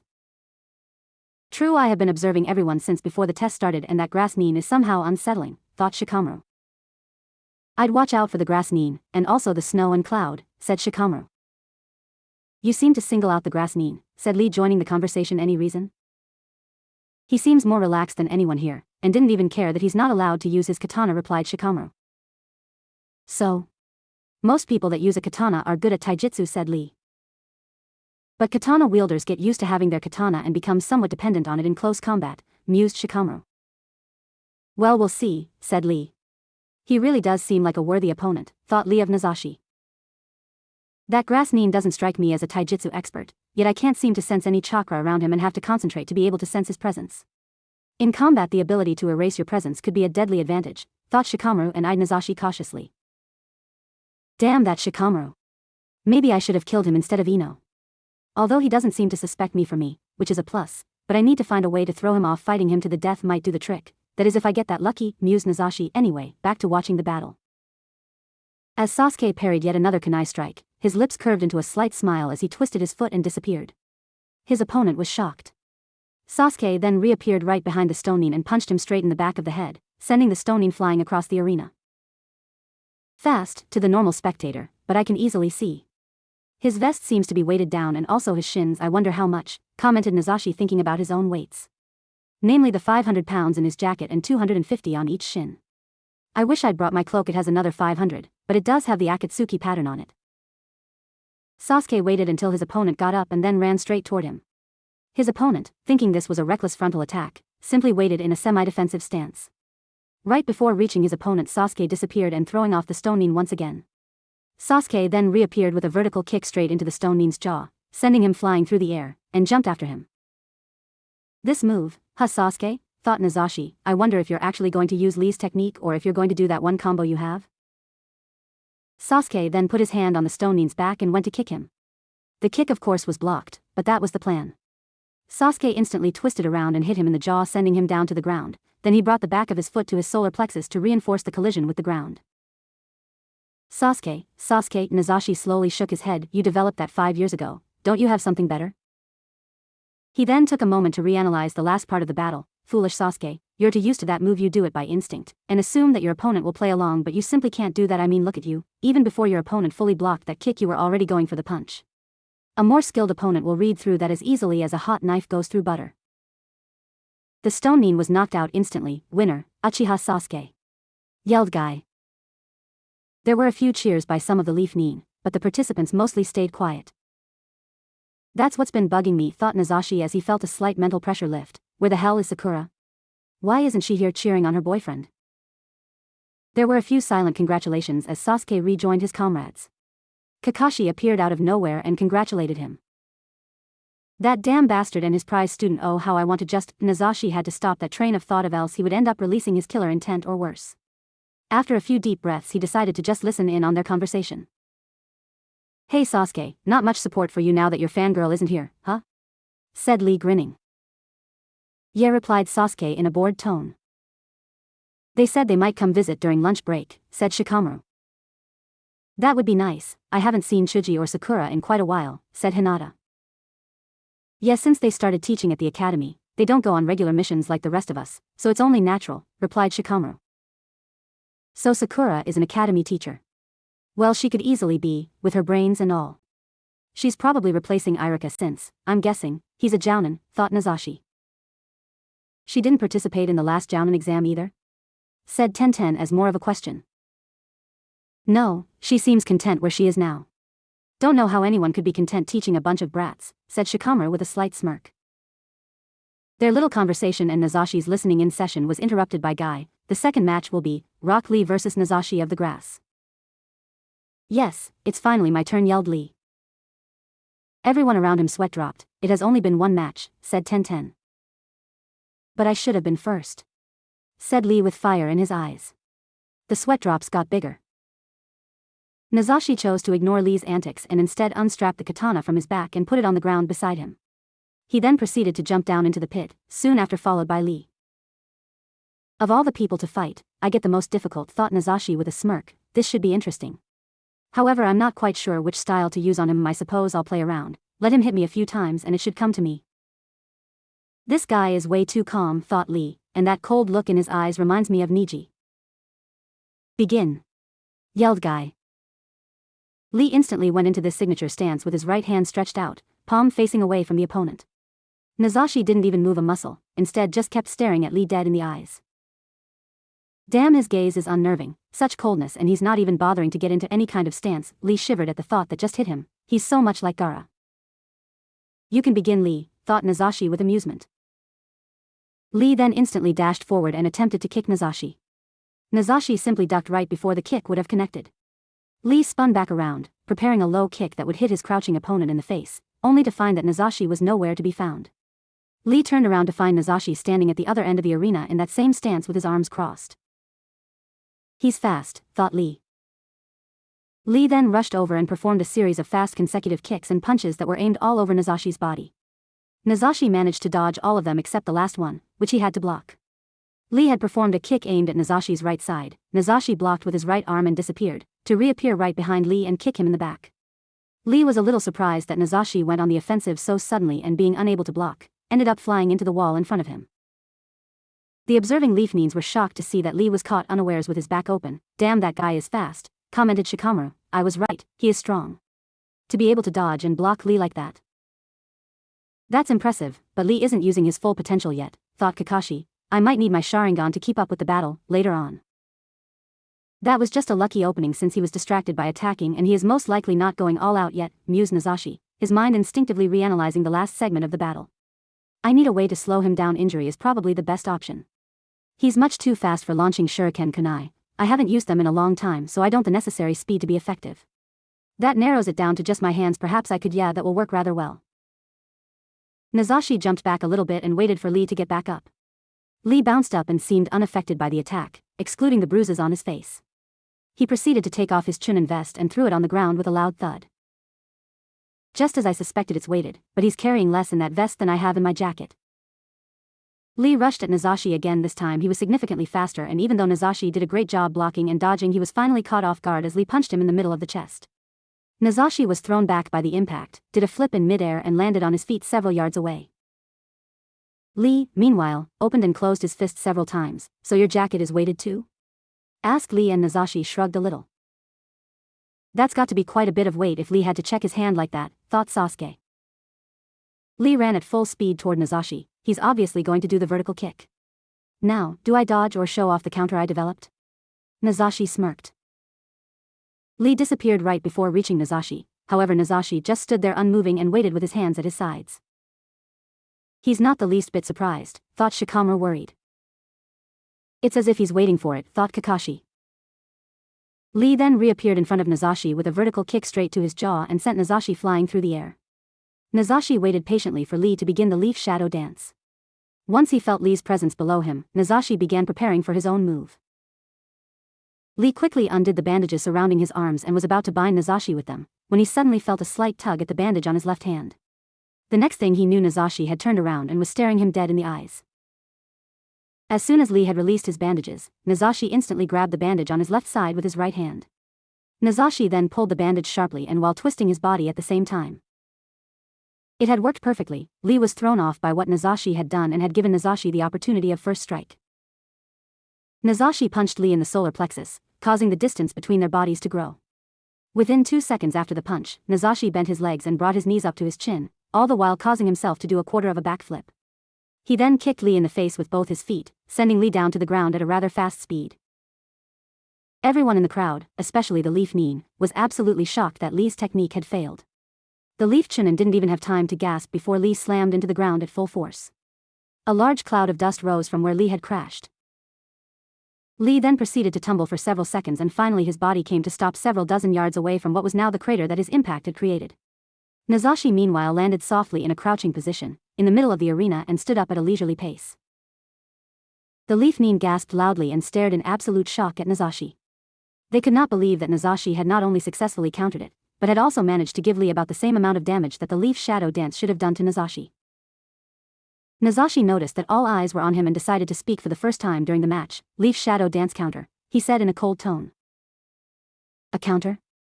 No way, thought Kakashi wide-eyed, though it is possible, but to be able to think of one instantly, that's too unrealistic.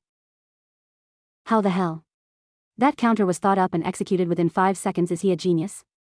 Sasuke was absolutely bewildered. I couldn't even see a counter with my Sharingan that fast, but who is he? Shikamaru suddenly broke the silence in a shaky voice. He knew Lee was going to do that. Everyone instantly looked at him. I knew something was wrong when he didn't even budge as soon as Lee rushed him. That counter was not thought up just now. No, he already knew it. That's impossible, said Tenten. Then he would have had to have seen it before. Yes, that is the only logical explanation, replied Shikamaru. Oh good, so he's not a super genius. But still, how did he know about the technique? Thought Sasuke, relieved and worried at the same time. Still, to be able to come up with a counter for this kind of technique, truly amazing, said Kakashi. I'm not sure, but he may have done something else too. Lee slowly got back up to his knees, and coughed out a little bit of blood before jumping up to his feet once again, but something was wrong. Lee tried lifting his arms, but to no avail. He could easily move his shoulders and even raise his elbows, but couldn't really move anything below his elbows. His wrist, hand, and fingers shook as he desperately tried to do something with them, but his muscles seemed to not respond. What the hell is going on here? Thought Lee, confused and a little scared that he was now at a disadvantage because of his arms. At this point, Lee didn't even care about the blood at the edge of his mouth, nose, and forehead. Don't worry too much about it, said Nazashi in a cold and slightly amused tone. Those pressure points will release naturally after the match. All the Chunin were shocked. None of them had even managed to see when he pressed the pressure points. There's no way he could have pressed anything without me seeing it. Plus, he must have been pretty distracted trying to perform that counter combo perfectly. Sasuke stared at Lee's condition. Still, I can't deny the fact that Lee's lower arms are now useless. This guy must be some sort of pressure point specialist. Kakashi suddenly spoke up, startling the Chunin. He pressed them right before punching Lee in the stomach. I was right, that guy is definitely a force to be reckoned with, thought Shikamaru, his eyes wide at the entire scene. He lured in Lee. Shikamaru started. That time when Lee punched him in the chest, he was thrown back, but landed very gracefully. Shikamaru started explaining. He gave Lee the perfect distance for the shadow dance and intentionally let the vertical kick go through. All the while knowing that Lee wouldn't be able to do any significant damage, but instead would be in a position to take significant damage. Nazashi couldn't wait any longer, knowing that those pressure points are not the kind to hold for very long. Lee was already figuring out that his lower arms were becoming more and more responsive. He rushed at Lee using his normal attack speed, which was about the same as Lee's speed without his vest. Nazashi jumped up and kicked Lee in the right side of his head. Lee would have flown halfway across the room had Nazashi not grabbed him by his right arm and pulled him back, instantly pressing a point on Lee's right shoulder. Nazashi then rotated around, kneed Lee in the stomach with his left leg, and at the same time crouched down and hit a pressure point on Lee's thigh. At this time, Lee could only bend over, cough out more blood, and try to stand up. Nazashi then jumped up, preparing a mid-air kick that then connected with the left side of Lee's chest and sent him into the wall behind him. A/N, think Trinity in the Matrix. The impact caused Lee to make a rather large indentation in the wall and fall down into a crawling position. He coughed out more blood, but did not give up and struggled to stand up. Once back up on his feet, he rejoiced when he found that he could once again move his left hand. It was extremely sore, but that was better than nothing. However, his happiness instantly disappeared when he found that he had lost all control over his right arm. It wouldn't even twitch slightly, but just hung useless. He also found that if he put more than 30% of his weight onto his left leg, that it wouldn't hold him. Damn it. What the hell is he doing? He's somehow numbing my muscles. Oh no, thought Lee as his eyes slightly widened in horror. He must be using some form of the Kyusho-style pressure point techniques. I have no idea how to fight this style. Now that his arm is going to be out for several hours, I could play around with him, hitting more pressure points and make this a very painful defeat, mused Naruto. But I have nothing personal against Lee, I actually somewhat respect him, so I'll just end it. Nazashi then suddenly disappeared and reappeared on Lee's right side. He made it look like he only grabbed Lee by the right shoulder, but in reality he was actually pressing a hard-to-reach pressure point on Lee's cerebellum. Nazashi then punched Lee in the lower back. However, Nazashi's hand wasn't in a traditional fist formation, instead his index finger was sticking out slightly. This enabled Nazashi to hit a pressure point with a lot more force than 1 or 2 fingers could provide. Lee fell face forward onto the floor of the arena and didn't get back up. Everyone, including Guy, was horrified. As far as the Leaf Nin were concerned, some unknown ninja from the hidden grass was able to beat their taijutsu specialist in a pure taijutsu battle. Everyone just sort of gaped at him for several minutes. Nazashi looked at Guy, calmly and patiently waiting to be announced the winner. Guy was just looking at Lee as if waiting for him to get up any second now. Nazashi was getting annoyed. Lee is not going to get up any time today, so this match is over, said Nazashi forcefully, enough to gain Guy's attention, but not enough to appear rude. Not get up today, no way lee, cried Guy in his mind, then slowly regained his composure. Winner, Nazashi of the grass, said Guy somewhat uncertainly. There was no clapping, mostly because everyone was still gaping. Lee, you were a strong opponent, thought Nazashi. It was an honor to have had the opportunity to fight you. Nazashi nodded slightly and jumped back up to the top, to where his katana was. While the medics were removing Lee's body and Nazashi was restrapping his katana, the Leaf Nines were able to come out of their daze and talk amongst themselves. How did that just happen? Asked Sasuke, shocked. What was that style he was using? Asked Hinata, confused. How JJ just how? Asked Tenten, bewildered. Shino and Shikamaru just stayed quiet, but were asking those same questions in their mind. Pressure point techniques, replied Kakashi slowly. I don't really know any, will ask Guy after the test. I've read about pressure point techniques and styles, said Shikamaru uncertainly, but I couldn't recognize any stances he did. However, some attacks did look familiar. Familiar? Asked Tenten. Yes, the one where Nazashi kneed Lee and then bent down a little lower to hit a pressure point in the thigh, replied Lee. The problem is those are individual techniques, but that guy uses them in combination with something else. He's combining style, said Kakashi. Huh? What do you combining style? Aren't you supposed to use only one at a time? Asked Sasuke, somewhat confused. That's not what I meant. High-level taijutsu masters take all the styles they know and combine into one. Their own style, explained Kakashi. Wait, you said high level, so how strong do you think that Nazashi is? Asked Shikamaru. Jounin level probably, replied Kakashi. It's difficult to tell. I haven't seen his ninjutsu and genjutsu. Though I don't really think I need to.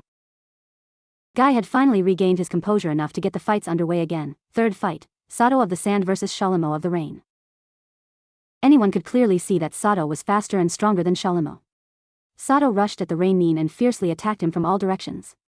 At first Shalimo was able to parry and block, but soon took several kicks and punches to the stomach and was thrown back.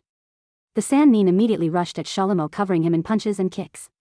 Just as Sato was going to deal the final blow, the Rain Nin panicked and used Kawarimi. The match was instantly stopped and the Rain Nin disqualified. Winner, Sato of the Sand, proclaimed Guy. The Sand Nin was going to win anyway, thought Nazashi. That guy's speed was pretty good. I liked his taijutsu style, a sort of a no-mercy attack and don't give your opponents any time to recover, thought Sasuke passively.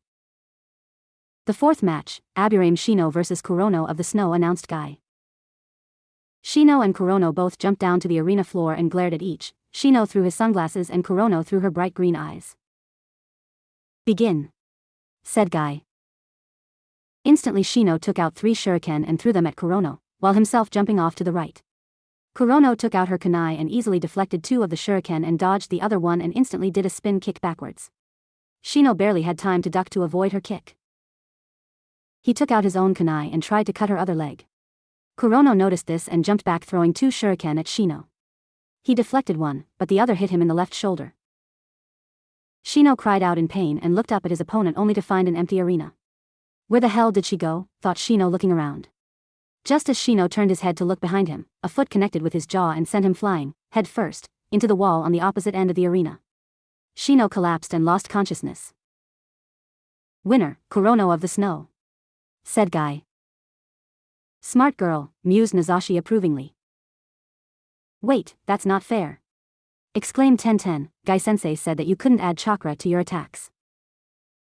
No, he said that you can't chakra enhance your weapons, replied Shikamaru. He didn't say anything about your body. A ninja must read underneath the underneath, said Kakashi proudly. The fifth match, Sumoto of the Mist versus Kili of the Rain, yelled Guy. The fighters were about equal in strength, but Sumoto was definitely faster. After several punch-slash-kick and kunai-slash-shuriken attacks, the Rain Nin started getting visibly worn out, and it was then that the Mist Nin caught Kili from behind and held a kunai to his throat until the Rain Nin surrendered. Winner, Sumoto of the Mist, said Guy. The Mist specialize in stealth killing, mused Nazashi, plus, the Rain Nin seemed to be a long-range type anyway. The sixth match, Nara Shikamaru versus Haruko of the Mist, yelled Guy. Good luck, Shikamaru, said Tenten. This is so troublesome, thought Shikamaru, but jumped down anyway. Shikamaru stood there facing his opponent with his hands in his pockets, looking like he didn't give a damn, which he probably didn't. His opponent, on the other hand, was standing in a battle position with stern expression on her face. Begin, yelled Guy. Immediately Haruko launched 3 shuriken at Shikamaru, which he dodged easily. She then appeared right behind him and attempted to kick him in the back, but Shikamaru dodged that too. Is he too lazy to attack? Wondered Nazashi. The Miss Nin did not relent in her attacks and came at him once again, punching and kicking at high speeds. Shikamaru managed to block and dodge most of her attacks, but was hit by several punches in the chest, and a kick to his right side sent him tumbling on the ground. The Miss Nin waited until Shikamaru go back up and then threw 2 shuriken at him. This time Shikamaru parried the shuriken with his kunai. Then suddenly jumped forward, while throwing his kunai behind him. Shikamaru smirked when he heard the Miss Nin cry out in pain. Shikamaru's kunai had hit her in the right shoulder.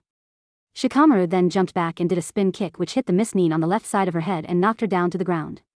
He bent down, grabbed his kunai and twisted it while pulling it out, making the Miss Nin scream out in pain. Wow, I didn't know Shikamaru had it in him, commented Tenten. Yeah, agreed Hinata. Just then an ANBU appeared next to the group and walked over to Kakashi. Kakashi-san, may I have a word? Asked the ANBU. Of course, said Kakashi as he excused himself, walked out of earshot of the participants. What is it? Asked Kakashi. We found the missing leaf, Chunin answered the ANBU somewhat hesitantly. Kakashi looked at him significantly, expecting the worst, and when the ANBU shook his head, he got it. All of them? Asked Kakashi.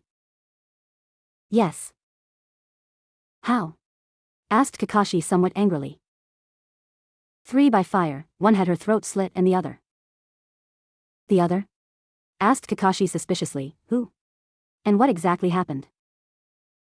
Kiba, we found him with a hole in his chest, answered the ANBU uncertainly, and his dog seemed to have been electrocuted. A cloud nin? Asked Kakashi. Perhaps does look like a Raitun jutsu. But? Inquired Kakashi. Well, as you must know, there was only one person who brought in leaf scrolls. Kakashi nodded, and that person was not of the cloud. Yes, but he might have taken the scroll from the cloud nin afterwards, said Kakashi, trying to be objective. That is possible considering the 3 groups were all killed using different styles. Wait, 3 groups? Said Kakashi. Yes, when I said 3 people killed by fire, I meant they were all killed in a group. Using one fire jutsu? Kakashi was surprised. From the looks of it, yes. Well, thank you for the information, said Kakashi. Oh, there is one other thing, said the ANBU while reaching into his pocket and pulling out a note. He handed it to Kakashi and said, this was clipped to Ino's jacket. On the cover it read, to Shikamaru. I would appreciate if you gave it to him, said the ANBU. Of course, by all means, replied Kakashi. The ANBU turned to leave, then stopped and said, the bodies are being delivered to the morgue and the funeral will probably be in 2 days. With that he disappeared in a cloud of smoke. Kakashi pocketed the note and walked back to the testing area, refusing to answer any questions about the ANBU. Meanwhile, Shikamaru held the bloody kunai in his hand for a second without moving, then jumped away, letting his opponent get up. The Miss Nin got up, but found that because of her shoulder wound she could barely control her right arm. Damn it. I don't stand a chance if I can't use my arm. She pulled out her own kunai and rushed Shikamaru. She viciously attacked him, kicking, cutting and stabbing at him, but was greatly hindered by the fact that she couldn't use her right arm. Shikamaru read through this and managed to lead the fighting in such a way that he soon found himself at her right side. Knowing that she couldn't do anything, Shikamaru jumped behind her and held his kunai to her throat, telling her to surrender or else. The Miss Nin, knowing that resistance would be futile, gave in and surrendered. Winner, Nara Shikamaru! Yelled Guy. Yay! Bravo Shikamaru! You did it! Yelled Tenten. Shikamaru quite calmly took the stairs back up to the ground level where his friends waited. After the congratulations were through, Kakashi approached Shikamaru and beckoned him to follow him a little ways away from the arena. Shikamaru followed silently. Kakashi took out the note from his pocket and gave it to Shikamaru. I'm sorry, Shikamaru, said Kakashi as he placed a hand on the Chunin's shoulder. Shikamaru looked down at the note in his hands and noticed that the words were written in blood. His heart skipped a beat. With shaking hands he opened the note. It read. Shikakuen. Ino-chan loved you very much. Her last words were about you. But this was a calculated risk. I'm sorry. Shikamaru couldn't take any more of this and broke down, falling to his knees with tears rolling down his cheeks. Why? Was the only coherent thing that Kakashi could make out of Shikamaru's muttering. I'm sorry, I don't know, said Kakashi sadly. By now, Tenten had noticed that something was wrong and ran over to her friend. What happened? She asked. Shikamaru couldn't answer properly, just sort of motioned to the note, which had already fallen out of his hand. Tenten picked it up and read it quickly, then instantly hugged Shikamaru and tried to comfort him. Kakashi was able to hold his emotionless mask and walked away slightly, making a note to call Tenten when it was her turn to battle. When he came back to the group, he was instantly bombarded with questions about Shikamaru. He told Sasuke that he could go and talk to Shikamaru, but did not allow Hinata to go, reasoning that she hasn't fought yet. Hinata reluctantly agreed, but vowed to talk to Shikamaru after her match. The 7th match, Minato of the Sand versus Hikoma of the Cloud. Said Guy. Hikoma used an interesting tactic. In the very beginning she pulled out 3 shuriken, but never threw them all of them, just 2. At the same time she charged at his opponent, still holding the 1 shuriken. The Sannin thought that Hikoma had thrown all of her shuriken, so relaxed a little bit after parrying the first 2. Hikoma meanwhile had thrown the last one, when she was on the Sannin side, and so when the Cloud Nin attacked, the Sannin from behind the shuriken freely hit Minato in the middle of the chest. Not willing to lose the opportunity, Hikoma kicked the Sannin in the back, then grabbed his shoulders and kneed him in the stomach, causing a mass of blood to pour out of the Sannin's mouth. Hikoma then jumped up a little bit, pulled her right knee up to her chest and proceeded to kick the Sannin with the sole of her foot right where the shuriken was still lodged. The result was a sickening crunch as the shuriken made its way further into the body and the lifeless body of the Sannin fell onto the floor of the arena. Most of the other participants were shocked that Hikoma had actually killed her opponent.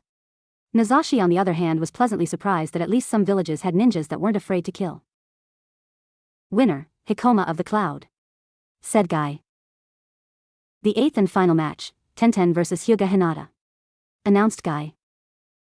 Kakashi walked over to Tenten and told her it was her turn. She nodded slightly and went down into the arena where Hinata waited. As the 2 fighters stood there facing each other, anyone could clearly see that Tenten was not in a fighting mood. Shit. I shouldn't have told him until after this exam, regretted Kakashi. What the hell has her shaken up that bad, wondered Hinata. Begin. Yelled Guy. Hinata immediately rushed straight at Tenten. Tenten however seemed to recover a little and threw 3 shuriken at Hinata. Hinata dodged them and continued her charge. Tenten leaped sideways hoping to avoid Hinata's strikes, knowing that she stood no chance in hand-to-hand combat and would have to rely on her weapons. Hinata noticed that her opponent was simply dodging and trying to lengthen the distance between them, so she increased her speed and managed to catch up. She then instantly hit Tenten in her shoulders, thighs and arms, her hands becoming a blur to the observers. Wow. This isn't the Hinata I remember from 5 years ago, thought Nazashi. She's good. As fast, if not faster than Niji. Nazashi was impressed. Hinata decided to end it and for her final move, hit Tenten straight in the jaw, sending her flying halfway across the arena. Tenten tumbled on the ground for several seconds and then lost consciousness. Winner, Hyuga Hinata. Yelled Guy. Good job, Hinata. A lot better than your fight with Niji, thought Nazashi. Damn, really, so much has changed around here. Congratulations to those of you who have passed this test. Said Guy. The next part of the exam will take place a week from now, said a voice behind the participants. As Nazashi turned around he saw the familiar face of a jounin, but could not remember his name. My name is Asuma, I will be the examiner for the 3rd test. Oh yeah, him. He was Shikamaru's teacher, that's why I couldn't remember him. He's not smoking, thought Nazashi, slightly amused. The 3rd test will also be one-on-one fights, but without rules. The fighters have already been randomly selected, said Asuma. They go as follows. Nara Shikamaru vs Sumoto of the Mist. Hyuga Hinata vs Hikoma of the Cloud. Kurono of the Snow vs Minato of the Sand. Nazashi of the Grass vs Uchiha Sasuke. Nazashi grinned contently. Good, I get to see how much he has advanced among other things. Sasuke was also pleased with the arrangement, a strong opponent to test my strength. As I said, you have a week to prepare. The next test will take place in the stadium. It will not be a public event, however some shinobi may come to watch. The Hokage will definitely be there and maybe another Kage. Asuma talked and or babbled about the next test for about 15 minutes, most of which Nazashi tuned out and simply disappeared when they were dismissed. Several days later. Nazashi was sitting in his hotel room, contemplating the recent events, when suddenly a familiar voice kicked him out of his thoughts. Shouldn't you be starting the mission by now? It says. I know how much you're enjoying these reunions, but you do have a purpose here, Nazashi. Geez. Can't you say hello? Nazashi said in an irritated voice. Did you at least soundproof the room? Of course, I'm surprised you didn't notice by the way that was supposed to be my hello to you, said Itachi. So, about the mission you really should start it. Have you seen that place? Cried Nazashi angrily. It's harder to get into than the Akatsuki headquarters. I can't even get within 50 yards without being spotted. God, how I wish I could just obliterate it to hell. Angrily replied Nazashi. Well, since you can't do that, then perhaps you need another way in, coolly said Itachi. Yeah, I just don't know what yet, said Nazashi, calming down. I'm sure there will be an opportunity in the future. What makes you say that? Inquired Itachi. Instinct. Something is telling me to stay in the exam, a sort of wait for it, replied Nazashi. Telling you? Or you just want to kill a few more leaf nin? Chuckled Itachi. My habits seem to be rubbing off on you. Hey. I only took care of a few liabilities. You would have done the same, I know you. Nazashi countered and Itachi just shrugged. And what about this kid you beat up using the Kyusho Dimmak? Asked Itachi. Lee is just going to be out for a couple of days, Nazashi half yelled. I didn't hit any of his pressure points that hard.